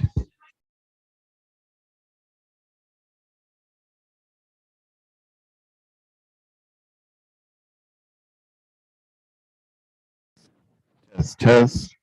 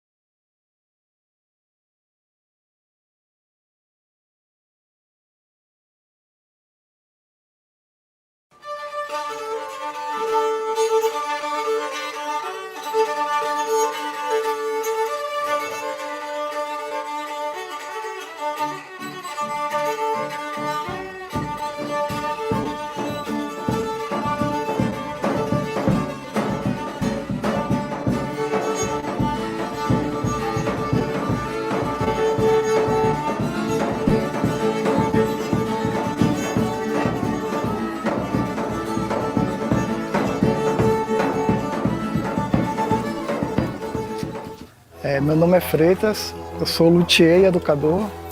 Aqui no Horto é uma escola, funciona uma escola, onde eu desenvolvo trabalho de educação musical, esportes, e onde eu faço a parte de luteria popular.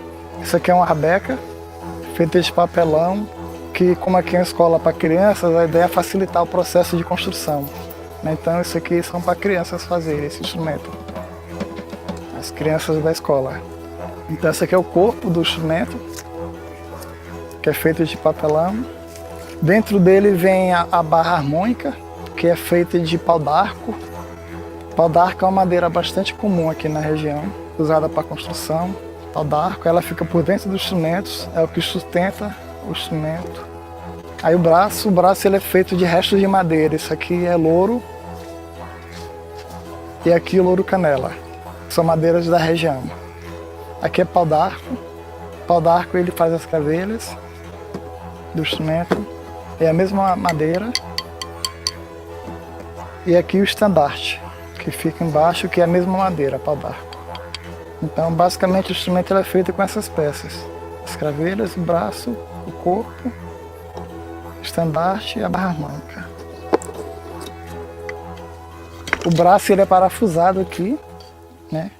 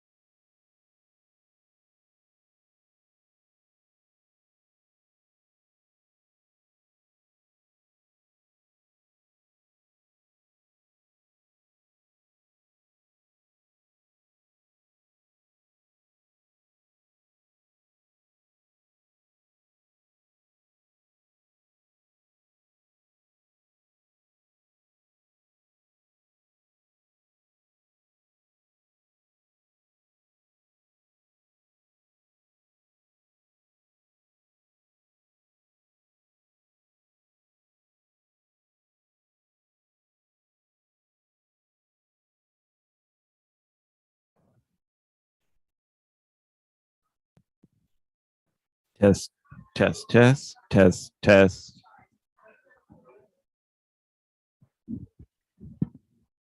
Test, test, test.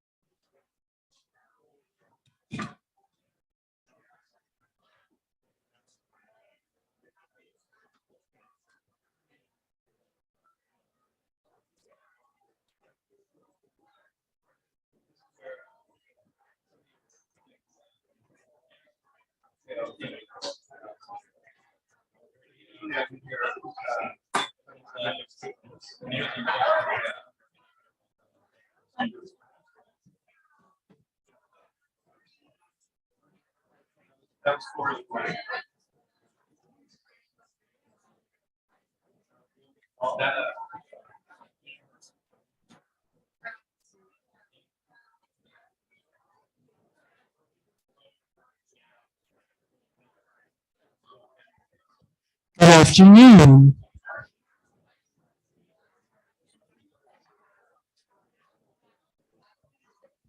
We need a chime.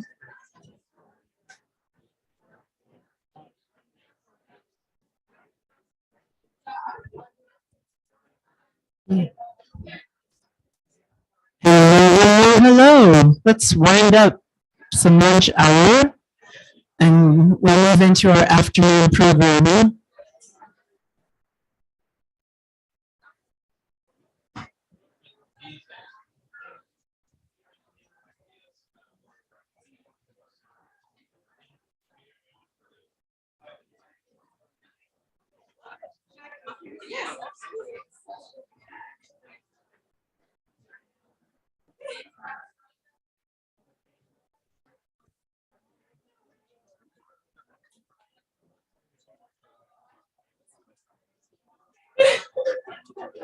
Forgot about that.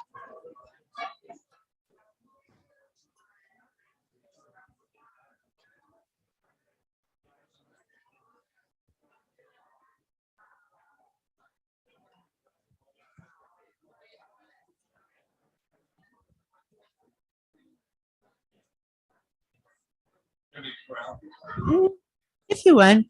All right, check 1, 2.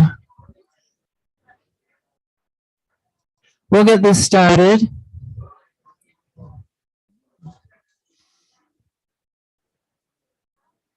Just give everyone a couple minutes to wind up conversation.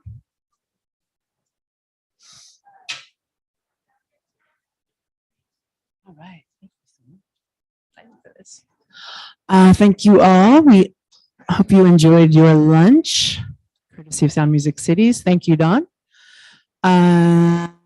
We will have our artist conversation here. Artist. I'm happy to be sitting next to Santi White, aka Santi Gold.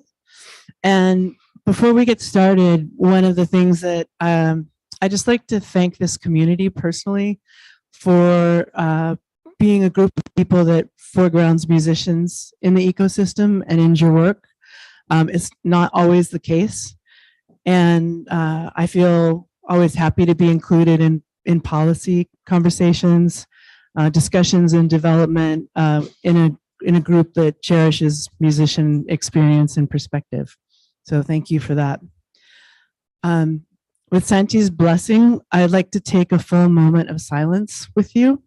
I'd like to just take a moment to reflect, to remember those we've lost and recognize those who are suffering and honor the grief, the difficulty, the fatigue, the transitions, and some of the sort of very emotional and difficult and important parts of our lives we've experienced over the last couple of years in particular.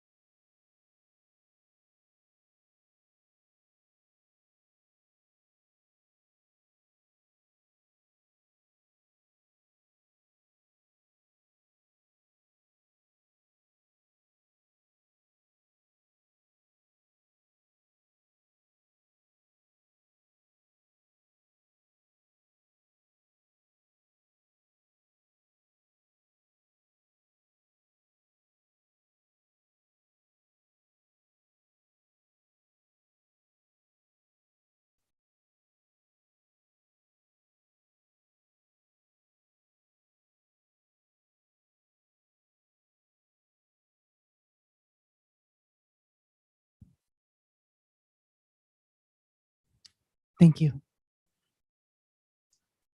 I think it's important for us to recognize what's happening in our bodies. We don't always have a chance to pay attention to. So pleased to be in conversation. Big fan. And I'd like to start by asking you what song you go to for solace, or if there's an artist. Well, turn on your mic, lady. No. Hello. There you go. All right. Well, for solace, I've been going to things that I grew up listening to, you know, partially because there's the nostalgia of just being sort of supported by, I mean, I grew up in a house that was full of music and it was happy for me, you know, and so there's that.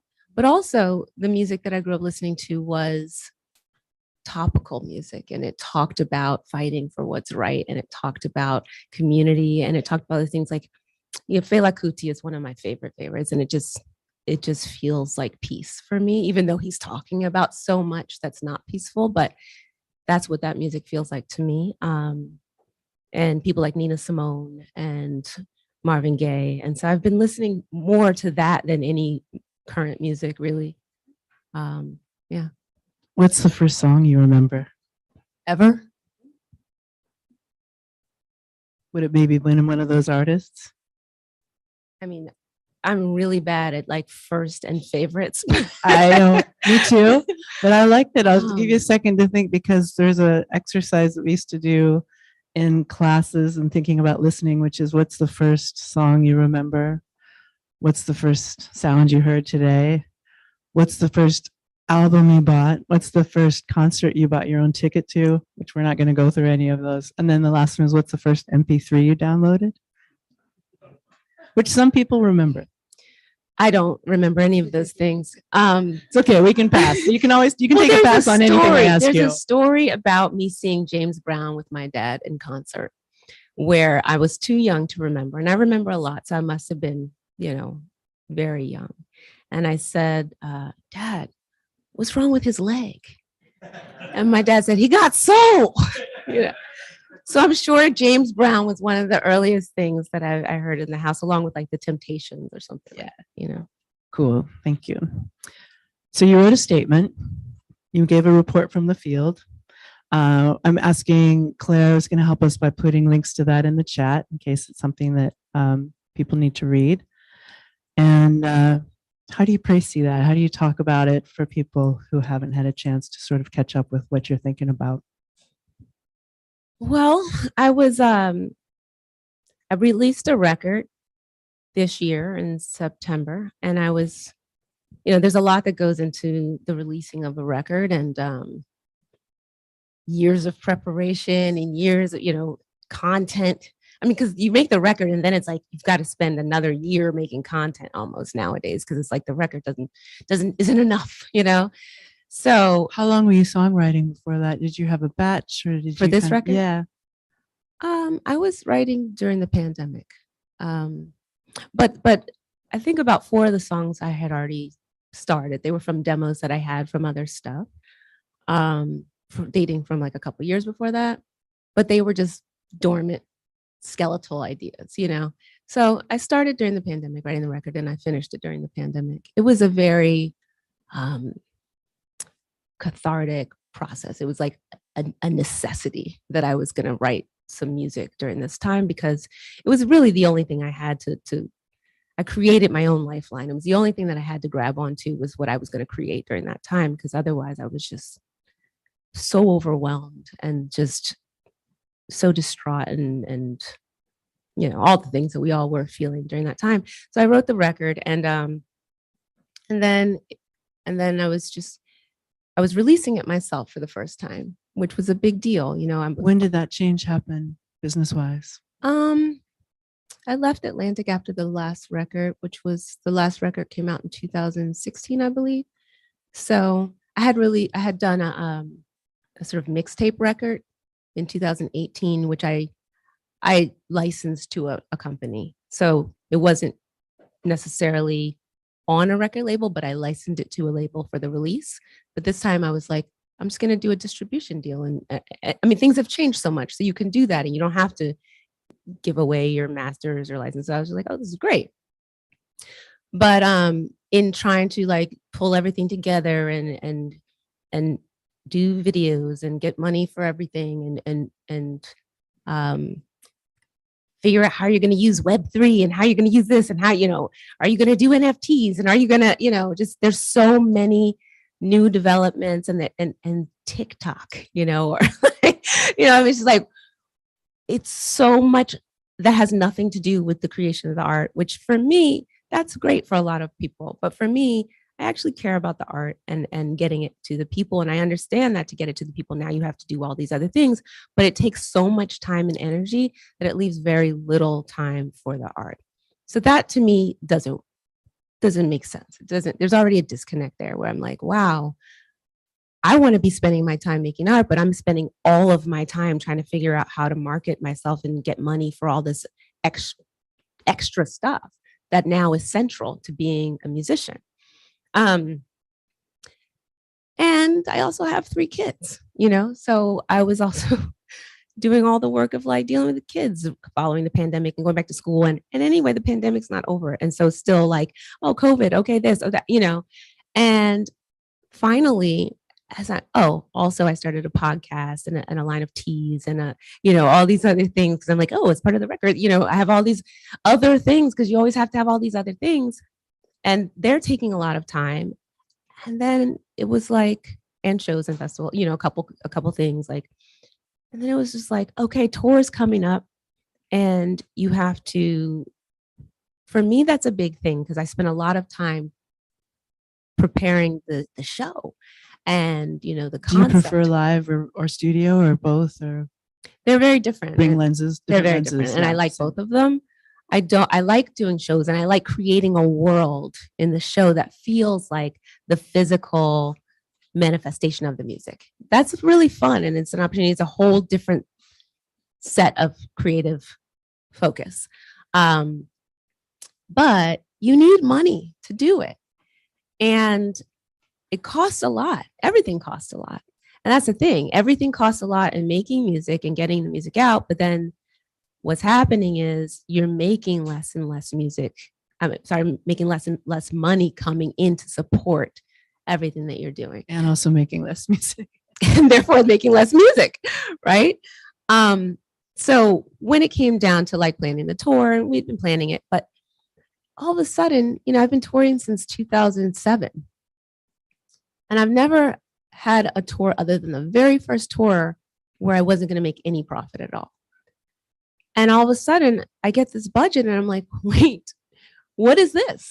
And they're like, oh yeah, there's not really a profit and it's a loss, but we're going to make it not be a loss. And I'm like, you're going to make it not be a loss, but how am I going to support myself on this tour? I'm leaving my family for like weeks or months and I'm not going to make any money. They're like, yeah, but you really should do it because you need to, you can't, you got to keep the momentum going and social media coverage and the fans. And I'm like, but how am I going to pay like my bills? And they're like, we'll find something, months go on. Just to be clear, like when you say you have a team, you have a booking agent that's coming to you with that. Is that management? Like who's coordinating there's that? lots of team and they all get percentages as well.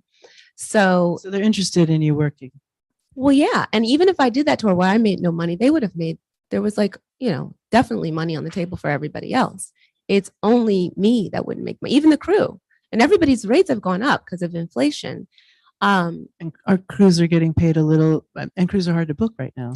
Because there's so much work, because everybody's out on the road right now, post-pandemic. Everybody's rushing back in after not being able to work for the years of the pandemic and no venues being open and nobody being able to leave, their house and go get in crowds. So everyone's like kind of missed years of income and are rushing back in. So all the venues are booked, the tour buses are booked, crew is booked. And then also, which I said in the letter, the gas prices are like astronomical. The tour buses are overpriced. The flights and the hotels, everything is like way higher than when we left. So really, you know, for many artists, there wasn't that much